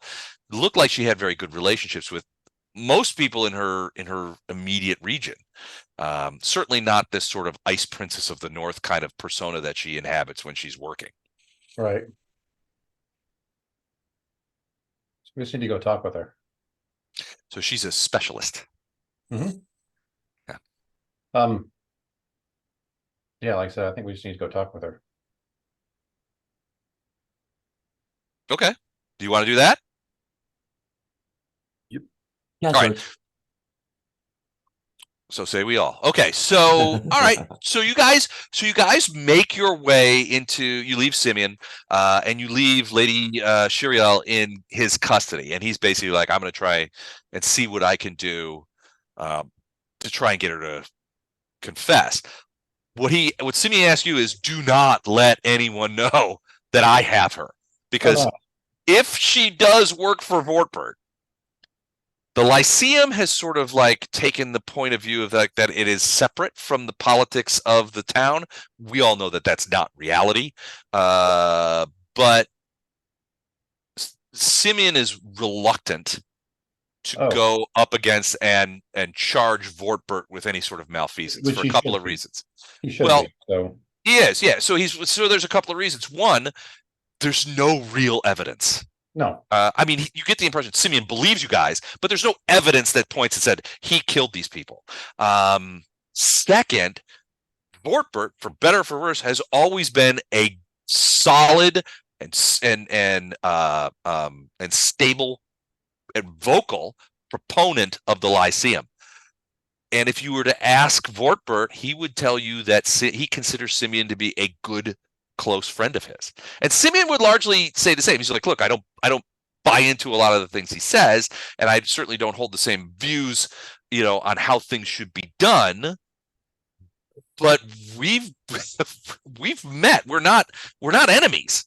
He's a politician. He used to be effectively like chief of constables in Seaquen, and that's something that we've worked together on many things. He's always been a very vocal proponent of the Lyceum being here. He's always been a supporter. He goes, and so I'm reluctant to make any sort of open moves against Vortbert. One, because that's not my thing, and two, we don't have any evidence. Right. Nope, agree. So yeah, I wasn't planning on, putting in whatever the big sign, whatever the fantasy equivalent of Facebook is, and letting it out there. So, okay, but yeah, you don't know her name, but you do know where she lives, and you know where she works. This time of day, she's probably at home. Right. Not at work. Her work is more of a nighttime thing. Right. So what do you guys do? Go to the west side. Yeah, go to where she lives. All right. So you guys make your way through the town, and generally speaking, there's still a lot of cleanup from the hurricane and the battle going on. There's still a lot of detritus in the boat basin, which is being picked up as you guys sort of pass along. People are sort of brushing themselves off. You guys were here. This is the Lyceum. And so you kind of have to go all the way around. This lady's house is right over here, sort of on the southwest edge of town, for lack of a better term. So you guys have to go through a fair amount of town to get there. And yeah, I mean, there's a lot of cleanup still being done. You see refugees in the streets, but there does seem to be a general sense of, I don't know, positivity. People are laughing, people are joking. There seems to be a fair amount of optimism in the air as people go about the business. This is historically, since you guys got here, this place has been a little bit problem. I mean, you still got a lot of refugees in town, and these people are desperate people in many ways. And there's a lot of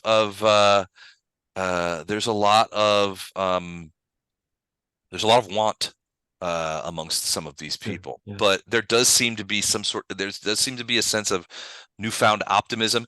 As you guys go through, you see on several occasions as you go through the town, you see that badge that Vortbert's people have been handing out, that sort of like sigil with a big V on it, that sort of indicates, you're not sure what that really indicates, either a supporter of Vortbert or an employee of Vortbert. But you do see more of those kind of walking around town. It's not like they're lording it up over people. In some cases, they're helping people and that kind of stuff. But you do see that there are more of these badges. It's not a ton of them, but you're noticing them now. You get to the sort of the region where she lives, and you guys have sort of approached there, and you do see as you approach, it's a neighborhood, right? So she lives in a neighborhood. There are people wandering around, kids playing, old grandma types are picking up stuff and yelling at kids, where other people, smoke curling out of the chimneys of stuff. And you can get quite close to her home, and there is smoke coming out of the chimney. There's light in the windows. You can see it. Again, it's a modest place. It's not a mansion by any stretch of the imagination. It's one floor, probably one or two rooms, but it does seem to be in good condition.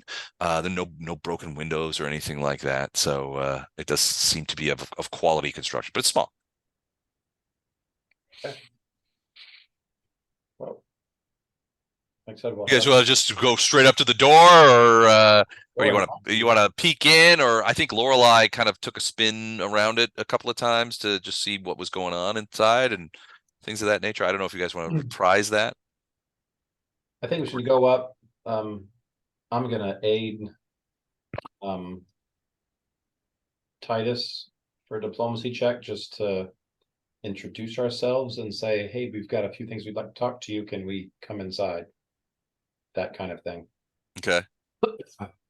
So, like I said, I'm gonna aid. Okay, so you're gonna actually just so you're gonna aid Titus. Titus is going to essentially approach the front door. So that's my aid. Okay, excellent. That will give you, I believe, +2. +2. Yep. So on Titus's diplomacy. So Titus, you approach the front door, give it a quick knock.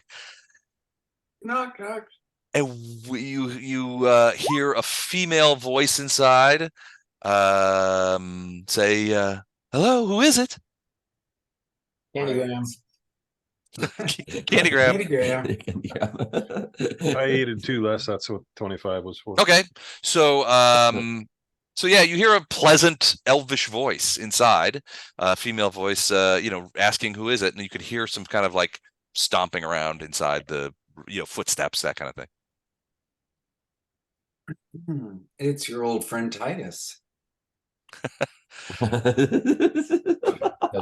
was really creepy. Oh, a natural 18, so he rolls so he's got a 40 diplomacy, and she's like, not Lord Titus, who captured Sidoneth. I'll be right there. And you can smell a little bit of baking bread, and you open the door, and you can see in this room as the woman opens the door. Now, this is kind of an odd picture, but you can sort of see in there. It's a small place, very tidy, with a big hearth and bread baking on the side there. And she's obviously been making more things. You see her sort of wipe her hands off on this long apron that she's wearing. Obviously an elvish woman. You guys haven't gotten a really close look at her, but she's a bit older than many of the elves that you have met. You can see that she would be potentially what you consider middle-aged. Here's a better picture of her. So quite attractive, but obviously she's smiling because of the 40 diplomacy, and she's like, Lord Titus, it's a pleasure to meet you. And you've brought your friends as well. I've heard so much about you and your friends. You've done this city a great service, ending the terrible hurricane that Sidoneth had brought upon us.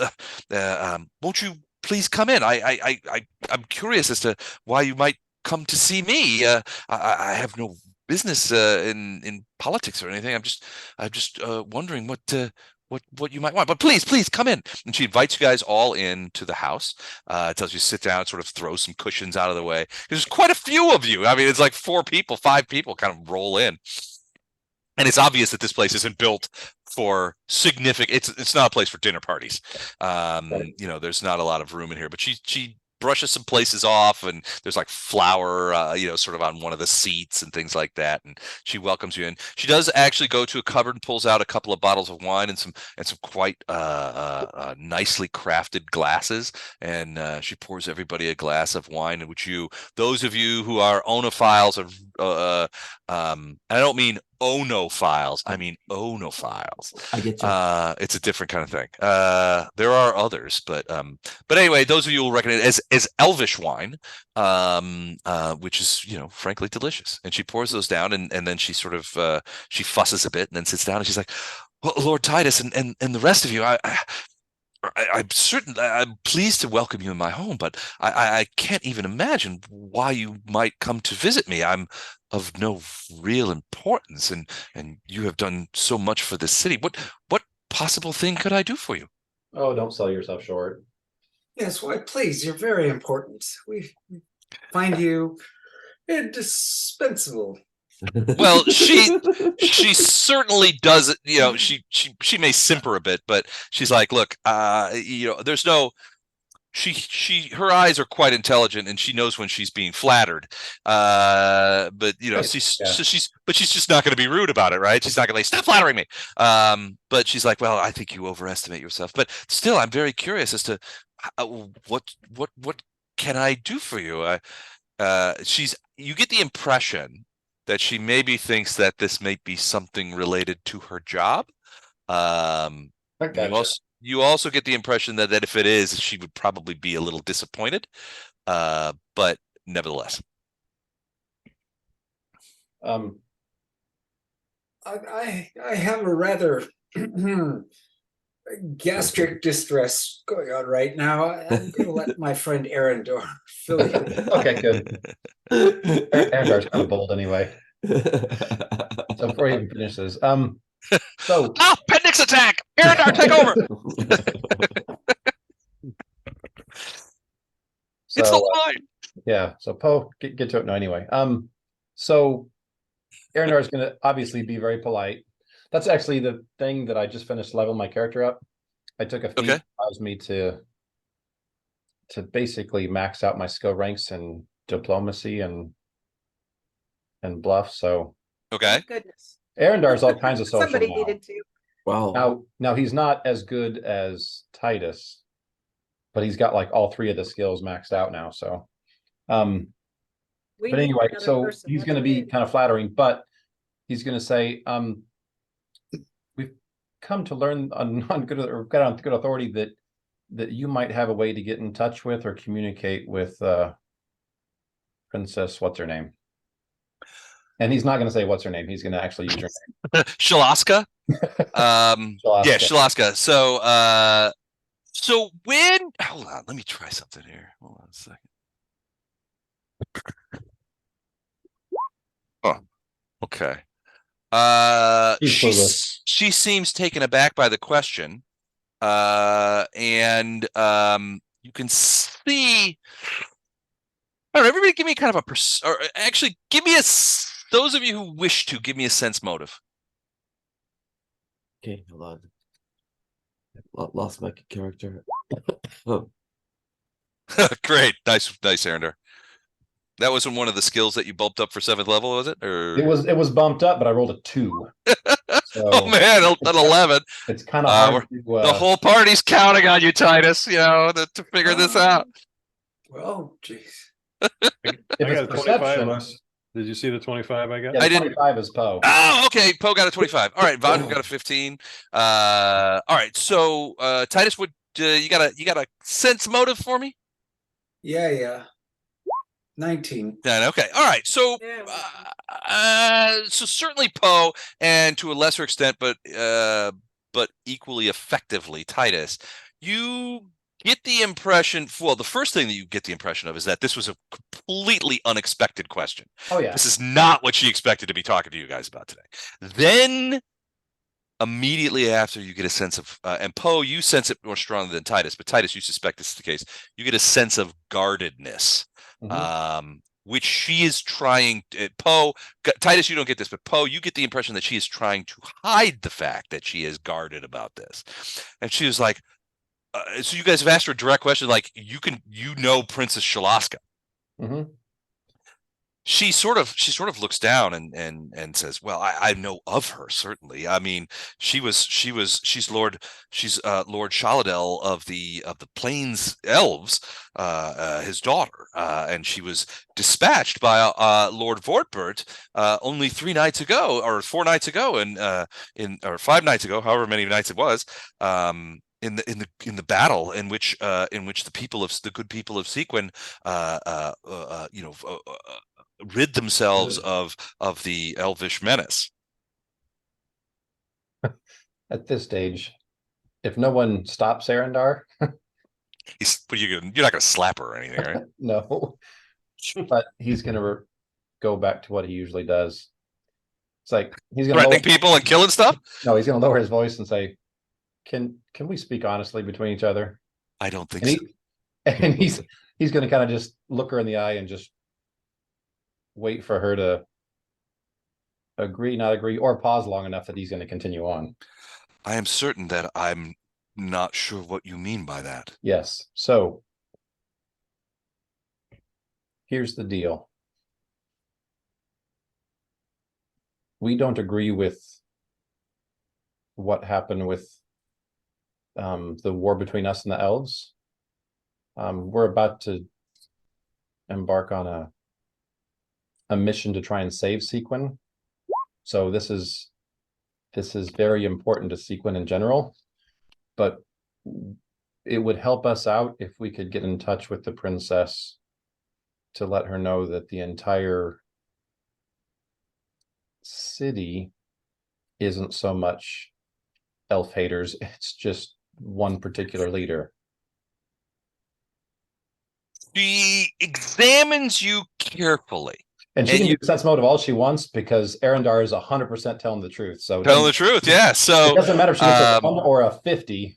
She's unless before she decides, Poe wants to make sure that she understands that as a cleric, we have actually talked to the Shade of Lorbeck to get to the bottom of what actually happened with her death. And she is the one, her Shade is actually the one who told us that we should try to track you down and find you. That's how we even know about you. And well, we suspect that you're the elf that might be the person in contact with the king, with the Elven King. And that's why we're here, because of Lorbeck.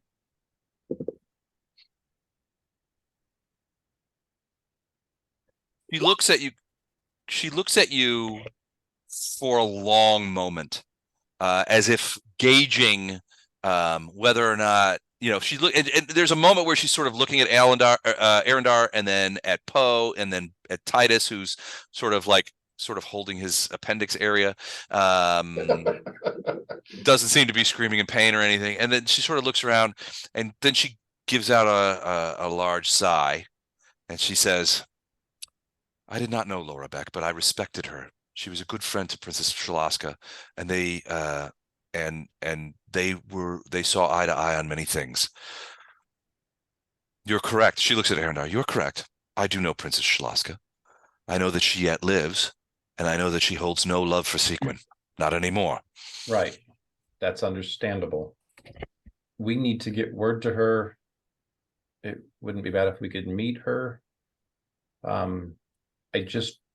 We're looking for someone who knows her that could help get this meeting. Because right now, if heroes from Seaquen approach her to talk to her, I doubt very seriously we're going to get far. I think if you, certainly Princess Shaloska knows your names. She assumes, as many probably do, that you are aligned with Vortbert, but I can see that you are. We are. That is unlikely to be the case. You're 100% not. We know that he participated in the assassination of Laura Beck. And so his list of crimes goes ever larger, doesn't it? Yes. And so obviously we're not publicizing this because that would do us no good. But so this is why we need someone on the inside that can make a connection with the elves to let them know that any rumor they've heard or anything they're assuming, we are not with Fordberg. And matter of fact, we might be able to help them with him at a later point. But we do also, to be perfectly honest, we need their help to stop the Sargavans from coming around and basically hurting the elves, basically surrounding them and taking this city out. You should know that among certain circles, Vorpert's circles, that he is already claiming that you are tantamount to being part of his newly forming army, and that you will lead commandos in the field and train them to be excellent Sargavan fighters. Hey, as of right now, we're not going to dispute that because we don't want him to know we're against him until we're ready to act. Then I would say this to you. I can get a message to Princess Shaloska. I cannot leave the city to do it. So in this case, she sort of thinks for a moment and then stands up. She goes over to her little like sort of writing desk area over there in the back of the house, and she pulls some sheets of parchment and a long quill and a small bottle of ink, and she says, "If you write it, I will see to it that Shaloska receives it." Oh. And she pushes the paper and the quill towards you. Okay. Okay. I know not what her response will be, but all we're asking but you to do is just to be someone trust to deliver it. I will promise you that I will see her, that it gets to her. Okay. All right, guys. So what do we want to say? Well, Dear Shaloska, do you like us? Check this box. We like you. Do you like us? Check this box. So what are you going to say? I mean, you've got some papyrus or parchment and a thing. I mean, for one thing, since this is going to be set by a note, it's we're not going to have names on it. We're not going to. I'll make sure she knows who sent it. Right. But I understand that you would, if it was intercepted, you would not want to have your names on such a thing. Right. So, I mean, I'm going to look to you guys as well. I think we just need to send them something that says we'd like to meet with you or talk with you. It's about the Sargavans and basically trying. We'll just say we're kind of a group that's looking to protect both the elves and Seaquen from the Sargavan threat, and we think we can help each other. Yeah, that's good. I don't think that there should be any details in there at all in case she's intercepted or there's right. message intercepted. So we'd like to meet and talk about the Sargavans, looking to protect both the elves, and you think that we could help. Yeah. And we can now we're on our way to, what's the name of that? Let's see here. The Bandu Mountains? Yeah. Yes. Or Bresk? You mean the city of Bresk? Yeah. So maybe we can try to, we probably shouldn't name it, but we can say that we are passing through the plains where the elves are. Okay. And maybe did we get her name? I still haven't got that written down. Les, what's her name? Her name is Rosanhi. Rosanhi. Rosanhi. Okay. And that's this girl right here, right? Yeah. Yeah, this woman here. Yeah, you're close up. You get the impression that she is an elfish woman of probably that's approaching middle age for an elf. So you guys know the longevity of elves. She's been around a long time. Yeah. A couple hundred years. Does Rosani have any suggestions on how we can set up a meeting without putting anything in this note that would possibly be a problem if it got caught? She tells you that she is keeping Princess Shaloska, and one assumes Lord Shaladel, apprised of events in Seaquen since the elves were dispatched, so sent away. So she's been sending them messages with what intelligence she is able to gather. This would be part of that, and most likely sometimes she gets responses, sometimes she doesn't to these dispatches. If you were to meet her, it would be something that she would set up, not Rosani. Right. But we're getting ready to leave and we wouldn't be at a place. So we just wanted to know that we're going to be passing through her kingdom. North of her territory. Okay. Yeah.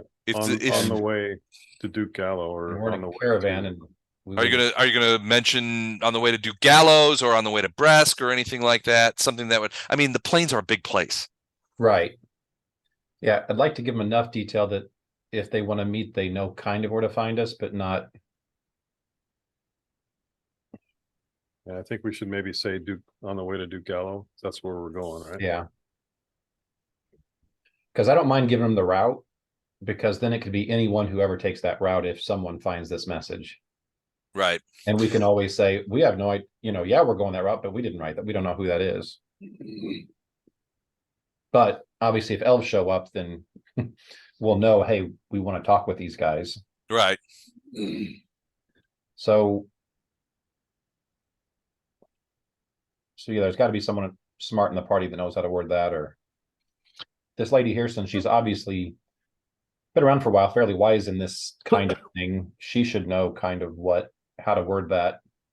A little bit. I mean, she's used to being covert and kind of, Right, but she's also saying, look, I usually she'll say this. The possibility exists that the message might be intercepted, but the probability is quite low. Right. Because of the methods, and she's not going to describe it. She's like, I'm not going to tell you the methods that I use, but the possibility is within the realm of possibility that someone could intercept this, but the probability is quite low. Hold that thought. I'll be right back. Okay. So you guys want to err a little on the side of detail just to make sure the meeting happens? Maybe. I mean, so who ultimately is responsible for all of the elf deaths? Was that Vortberg? So what if we said something short, but Seaquen is I don't know. V is responsible for elf deaths. No one else. Stop. Seaquen is innocent.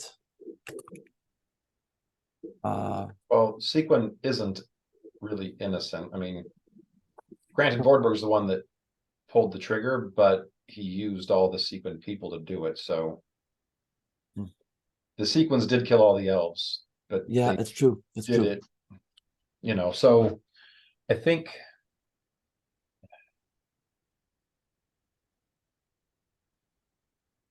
if we can get as specific as we can as far as a meeting place and just leave our names out of it, that way we know that the meeting can happen. And like I said, if someone were to intercept this and try and go there, look, we just happen to be traveling through here, Right.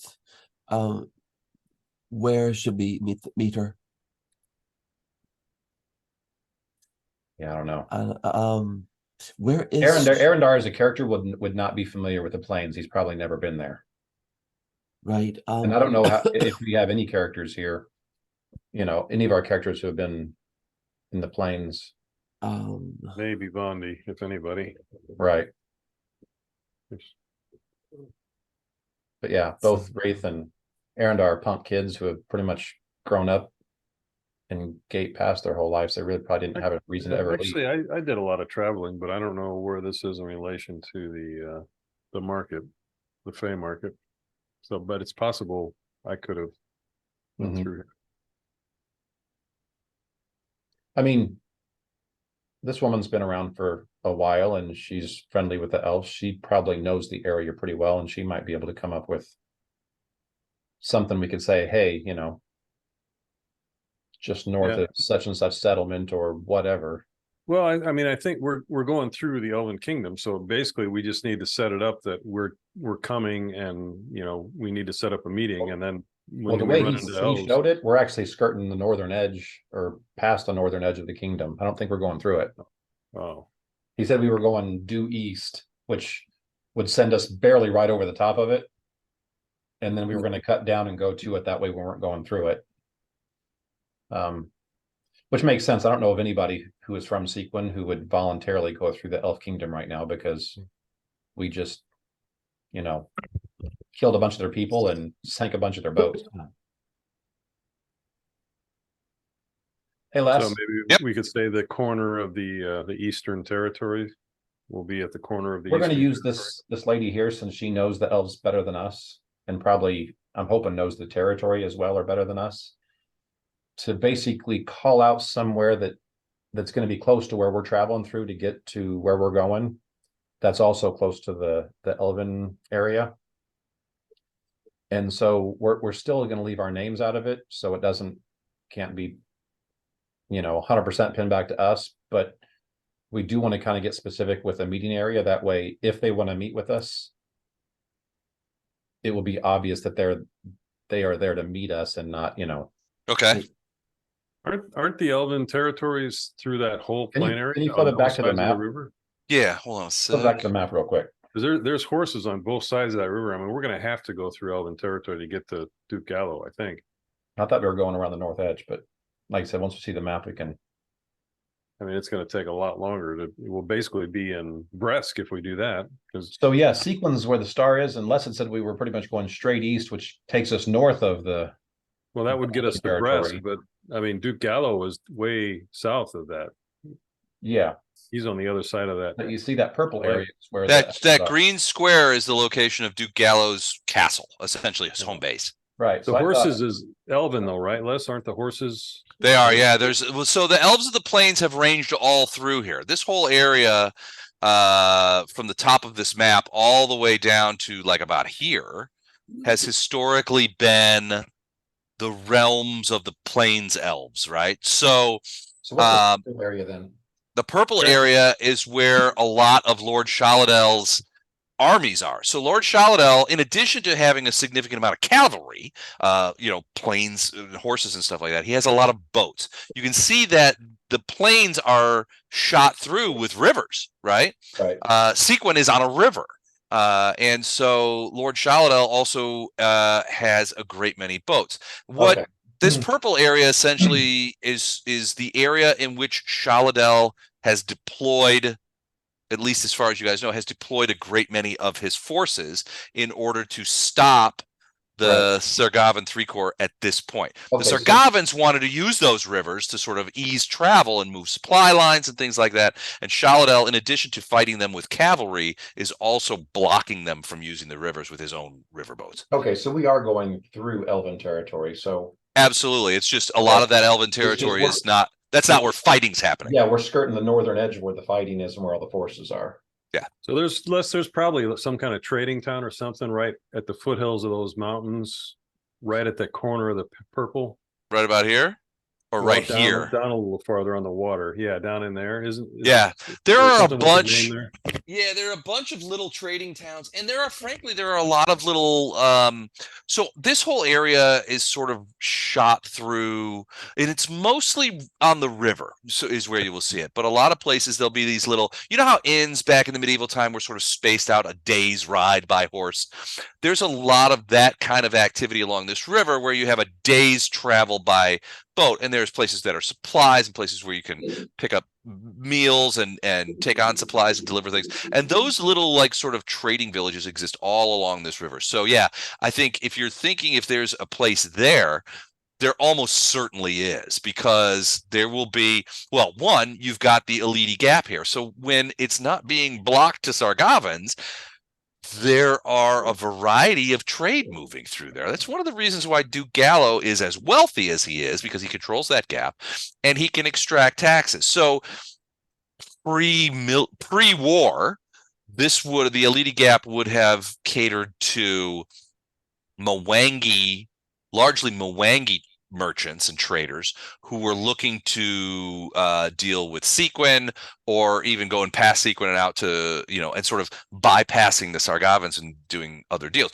But they also trade with the elves, they also trade with the dwarves. So the Alydi Gap would have been a trade route, and it comes out right at that river. So yeah, there's almost certainly a pretty substantial village there, for at the very least to accommodate back and forth trading. So now she should know that location, and that's where we can set up a meeting, or tell Rosanna can tell in the letter that that's where we're going to be at in how many days time? Yeah, probably 4 days time or 5 days time. You got probably 3 days of planes travel. by wagon before you get to this spot. So you probably just would put we expect to be in this place on or about the 24th of this month, or however it works out, kind of thing. So Right. 5 to 6 days from now. So basically, yeah, give them a definite kind of route or where we're going to be.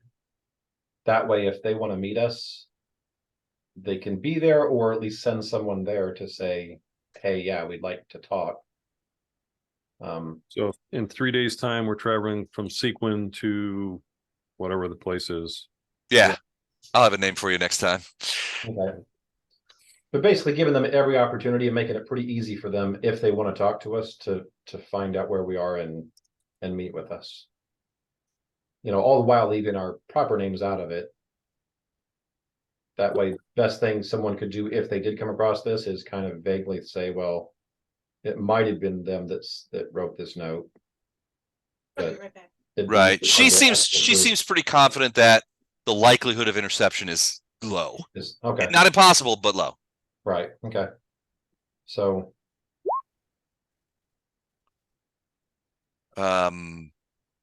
yeah. If you say, look, we'll be here in 6 days, that's a possible thing. You're gonna add that to the note. Yeah. Cool. Like Okay. I want to be pretty exact and pretty helpful as far as the location. I just don't want to have our names on it, so we can at least claim that we don't know. If the worst case scenario happens, we can claim it wasn't us and we don't know what that is. Gotcha. Okay. All right. And she said she's like, I will send this. But the likelihood so she basically mentions this. She says the likelihood that a response will come to me for this is unlikely. And you guys shouldn't necessarily come around here often, or maybe even again. No, we won't. Because people notice where you go in this town. And not the least of which is because, well, one, she'll come right out and say, you're fairly famous around here, right? You guys are the guys who caught Citadel. Everybody knows this. You stopped the hurricane. You saved a lot of the people on that boat. You guys are fairly famous around here in Seaquen. But also, like she said before, it's been getting around that you guys have joined with Vortbert. And her guess is that Vortbert has been sort of promoting that idea. That's why, and to you guys, is you think that may be why she was quite cagey when you guys got here, right? Because the last thing she wants she knows that Vortbert and Princess Shaloska are enemies, right? Right. Certainly, certainly from Shaloska's point of view. So if she doesn't want her cover blown, right? So if something comes up, several of us were interested in your particular skills. She almost blushes and says, that is a perfectly reasonable cover story. So. Thanks for the massive hint, by the way, Les. Does she know anything about radio? Well, I sent that just to you. So oh, did you? Oh, okay. Yeah. Oh, well, thank you. Didn't catch that it was private, but yeah. Yeah. So you ask her about that? Oh, definitely. Yeah, sure. All right. So Poe sort of steps in and says, look, at first he's like, how long have you been in Seaquen? And she says, oh, I've been here a long time. Obviously, I'm from a long-lived people and that kind of stuff. And then Poe asks her, were you here 40 years ago when did you know of what ever transpired with Baron Rhaego? And she says, well, that's an interesting story for you to ask me questions about. And she's like, this is certainly, she looks at you kind of curiously. She says, this is certainly before your time here. What would be your interest in all that? It has to do with the mission that we're trying to accomplish, which is to get some of the Dwarven kingdoms to stop the movement of the Sorgavan 5 Corps into to take over Seaquen. So she sort of leans back and she sort of smiles a little bit. She goes, I wish I could tell you that it was some sort of grand conspiracy or a tale, but the reality is that this was about Hubis Elred. And you're like, give me a quick, those of you who have it, give me a quick knowledge local or knowledge history when she mentions the name. What was the name again? Hubis Elred. 1923, getting there. Arendar, the name. Oh no, you're not sure you've ever heard this name before. Arendar, you may have heard the name, but you're trying to figure out. You're not really put a 21. The name. I mean, to say to you as Poe, it's a name that you feel like you've heard, but you're not sure in what context. Anybody else want to do a knowledge local or knowledge history? I rolled really well to get that 23, so that's best I can do pretty much. Did Jennifer take off? Yeah, I haven't heard her in a while. I'm not sure. I thought she's there, but she's not responding. So she's still on roll 20. Titus, you want to take a crack at it? Knowledge local or knowledge history? I don't really have anything to. I'm just a flat-footed roll on that. You never know. Okay. Well, ding, dang, dag, nabbit, rabbit. Let me get right there.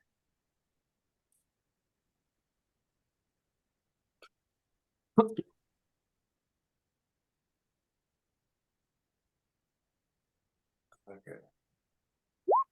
Nope. All right. So it seems like it's on the tip. I mean, Arendar, you come the closest, and it's largely the idea of, man, I've heard that name before. I just can't place it, in what context I've heard that name. And then it comes to you. Hubis Elred was once the leader of Seaquen many years ago. One of the original and you say this out loud, and she's like, she nods and she goes, yes, Hubis was Lord Mayor here in Seaquen for about 20 years, about between 60 and 40 years ago. He died many years ago, but his relationship with Baron Rhaego was interesting in that, so Hubis was originally from the territory that Baron Rhaego now calls home, right? That was the Baron's territory, and Hubis and Elred and Baron were close friends, as close as brothers, as human brothers go.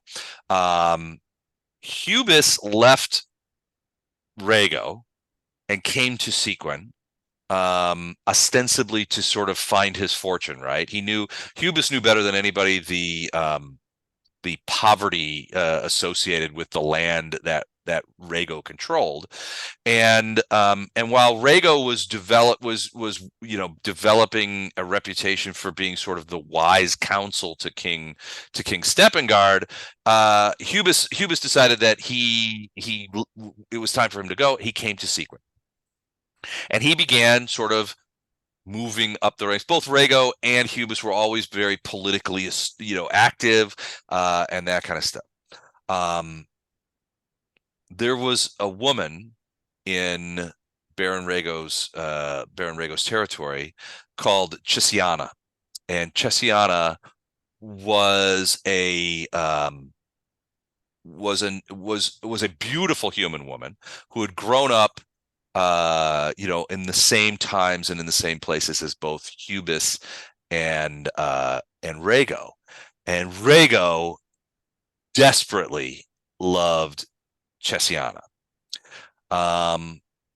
Hubis, who always harbored a secret jealousy for Rhaego's position in the Bandu Hills, and to a large extent, and she's not going to bong hit psychologists here, but always she would say that she always felt that Hubis's efforts in Seaquen to become sort of Lord Mayor and politically active and gain more and more power and control in this city was sort of a response to that jealousy.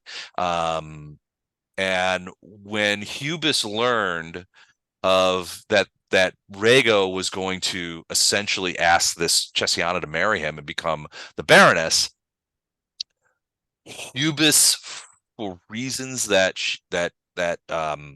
Rosani is like, doesn't really comprehend, decided that Hubis decided that the ultimate way to exercise his jealousy of Rhaego's position at Bandu was to steal Chessiana away from him, which is what he did. He began going to that territory in secret.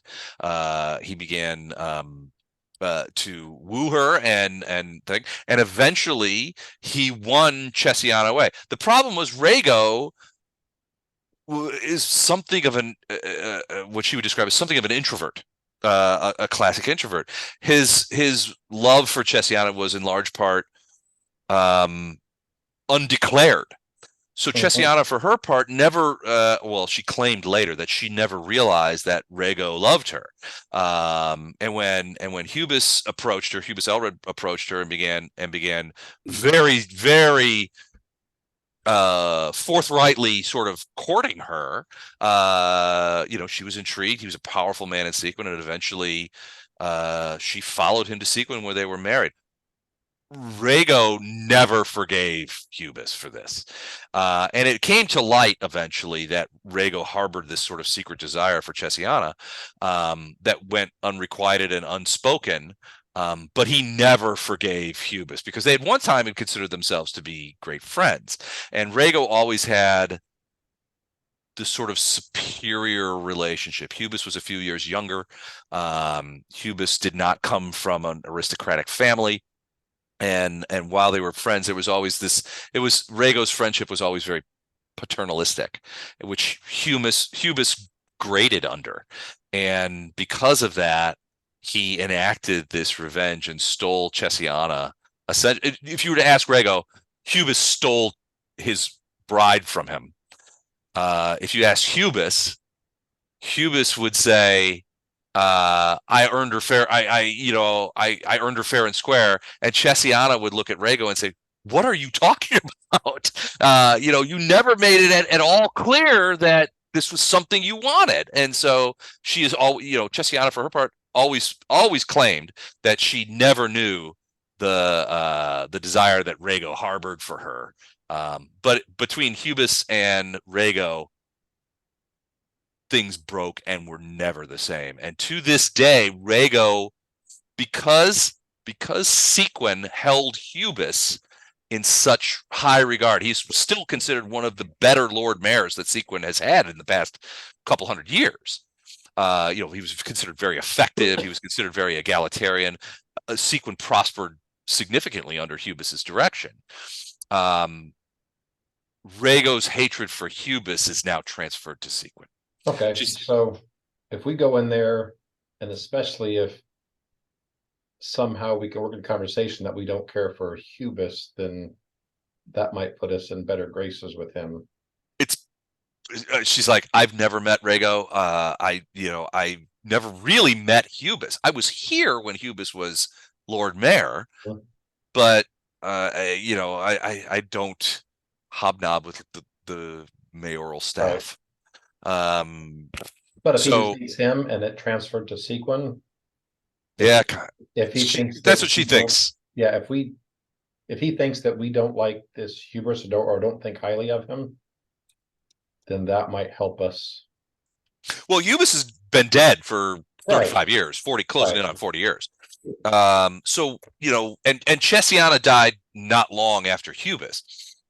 And these weren't, don't get me wrong, these weren't suspicious deaths, they died of what would be considered by anybody natural causes. It wasn't like Rhaego had them killed or anything like that. Right. But Rhaego, at least to Rosani's thoughts, Rhaego never really forgave Seaquen for embracing Hubis in the way it did. And so he sort of just harbors that grudge. It's kind of foolish, but it is, but foolish reasons prompt foolish grudges. Okay. I mean, ultimately, it's not really going to matter, though. At least we know. But if he's in the payroll of the Sorgavans, then I mean, this is a moot point, really, Right. because True. he's making money off of it. So, but at least we know what the background is of it. If she's right. Okay. All right. You write that down. She takes the paper and she folds it very small. And and you see her take a little bit of wax, and she has almost invisible. She has this tiny little ring, but you can see that it has a tiny little seal on it. And when she takes some candle wax and she covers your note, she folds it really small, and seals the wax with this tiny ring. And you can see her. She has like a little awl, like a little poker, and she pokes a little hole through the middle of the paper, and you can see her tie a little piece of string to it, and she sets that down onto the table. And basically, she's like, "Is there anything else that I can do for you?" She's like, "I would caution you. Please do not tell people anything other than what we've described, and I will see to it that Shaloska gets that message." Nope. Tell her she's been super helpful and we wish her well. And Thank you. yeah. The best thanks that you can give me is to not blow my cover here. I didn't see anything. Perfect. She's like, "You, I like." The All monk right. is So the one who was interested in you, by the way. What's that? Said the monk is the one who was interested in Yeah. he's like If we need 19 to- years we need old. that He's cover. interested. He's like 19 years old. Strong breeze comes by. He's like, "Hey, feeling a little anxious." All I right. just So found out that crocodiles are turned on by helicopters. There's like a field of crocodiles down in Texas, I believe they said, and there's a helicopter field not too far away. And the people taking care of the crocodiles realized that every time the helicopters flew overhead, the crocodiles got awfully feisty. Yeah, interesting. Huh? They haven't figured out why, or nobody knows what the hell's going on. But Mother Nature is a mad scientist. Yeah. So All right, so you guys leave her place. She sends actually she sends along with you a one of the small but delicious loaves of bread that she had been baking in her hearth with her compliments, and off you go. Is there anything so we don't have a ton of time? Is there anything that you guys want to do before we would start next time, where you guys would be on the road with Balan? right, yeah, if we're gonna start. I think yes, if any of you guys don't have your money spent, make sure you do that before next time. But like I said, I've already done that. I know a couple of other people have. So I don't know what money I have. I think that's my problem. it was like 7 or 8 or 9 grand or something like that all of us got. Oh, Right. I don't. Check think I've check got your that. check your sheet, Jennifer. You probably spent it because we all kind I of looked figured all out. over it. I had 317 random gold and a couple platinum. No, I mean you probably have like a magic item or a ring of protection or something that you spent it on, maybe. Or Yeah, because there was an email that I think that we sent out that had some things. yeah, Yeah. Chuck had everything. You could I'll go use, you through it. could buy. I'll go through it. We can talk to Chuck about it. He might remember. I'll go through it. I'll figure it out. So All right. Well, hit me All up with questions. And if anybody needs anything or has questions, I will try and get a recap up this week. Because we learned a lot tonight. And I promise you there will be some more action next time. Awesome. Awesome recap. Well, that's, by the way, the last Yeah. one you wrote. It's Yeah. really Thanks. really well detailed and well written too. Yeah. Very, Yeah. very I'm trying to do more and more comprehensive recaps. It can be difficult because sometimes they're long. But okay, so I missed the last. trying to do better. Did you email that? The recap Yeah, is on it. The link is it's on Tiny Batman. Yeah, the link was in the last in the In the email. yeah, the email that he just sent out. Was it email like right after last time, I guess? No, it was yesterday. today. Oh, okay.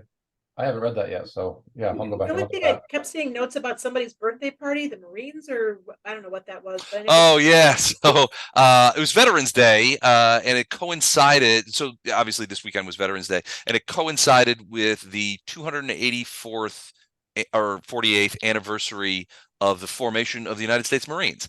And there are a couple of people who are Marines on in our email chain. So John Velker's an ex-Marine. He was a career Marine officer. So he's only been out for 3 or 4 years. He's been out of the Marines. And I forget who else responded to that. Really? Are you? Eric, was it you that responded? Yes. Were you in the Marines? No, sir. Oh, okay. I thought somebody else did, but I mean, I know John brought it up. That was Bob, my neighbor, Bob Roberts, Bob too. He's still in the no, I think he's an ex-Marine. He's still I don't want to say a military contractor. He's a civilian contractor for the Marine Corps. But he was a Marine as well. My across the street neighbor, Bob too. His name's Robert Roberts, so everybody calls him Bob too. Got it. But I think so. Cool. Bob, Thanks I for think sharing. Bob Yeah. too. I think put a picture in there of he went to some sort of like party, potentially at like a VFW or something. There's a picture attached to the email. So they went to some sort of fiesta. Cool. Awesome. Okay, well, I'll look for that recap. I need that. Yep. 248th anniversary of the United States Marine Corps. So, all right, I will try and post a recap from tonight as quickly as possible. Thank you, Les. Thank you All so right. much. Thank you guys. Appreciate it. I hope you guys had fun today. I did a lot. Have a good week. Good night. All right, you too. All right, Talk soon, good night. everyone.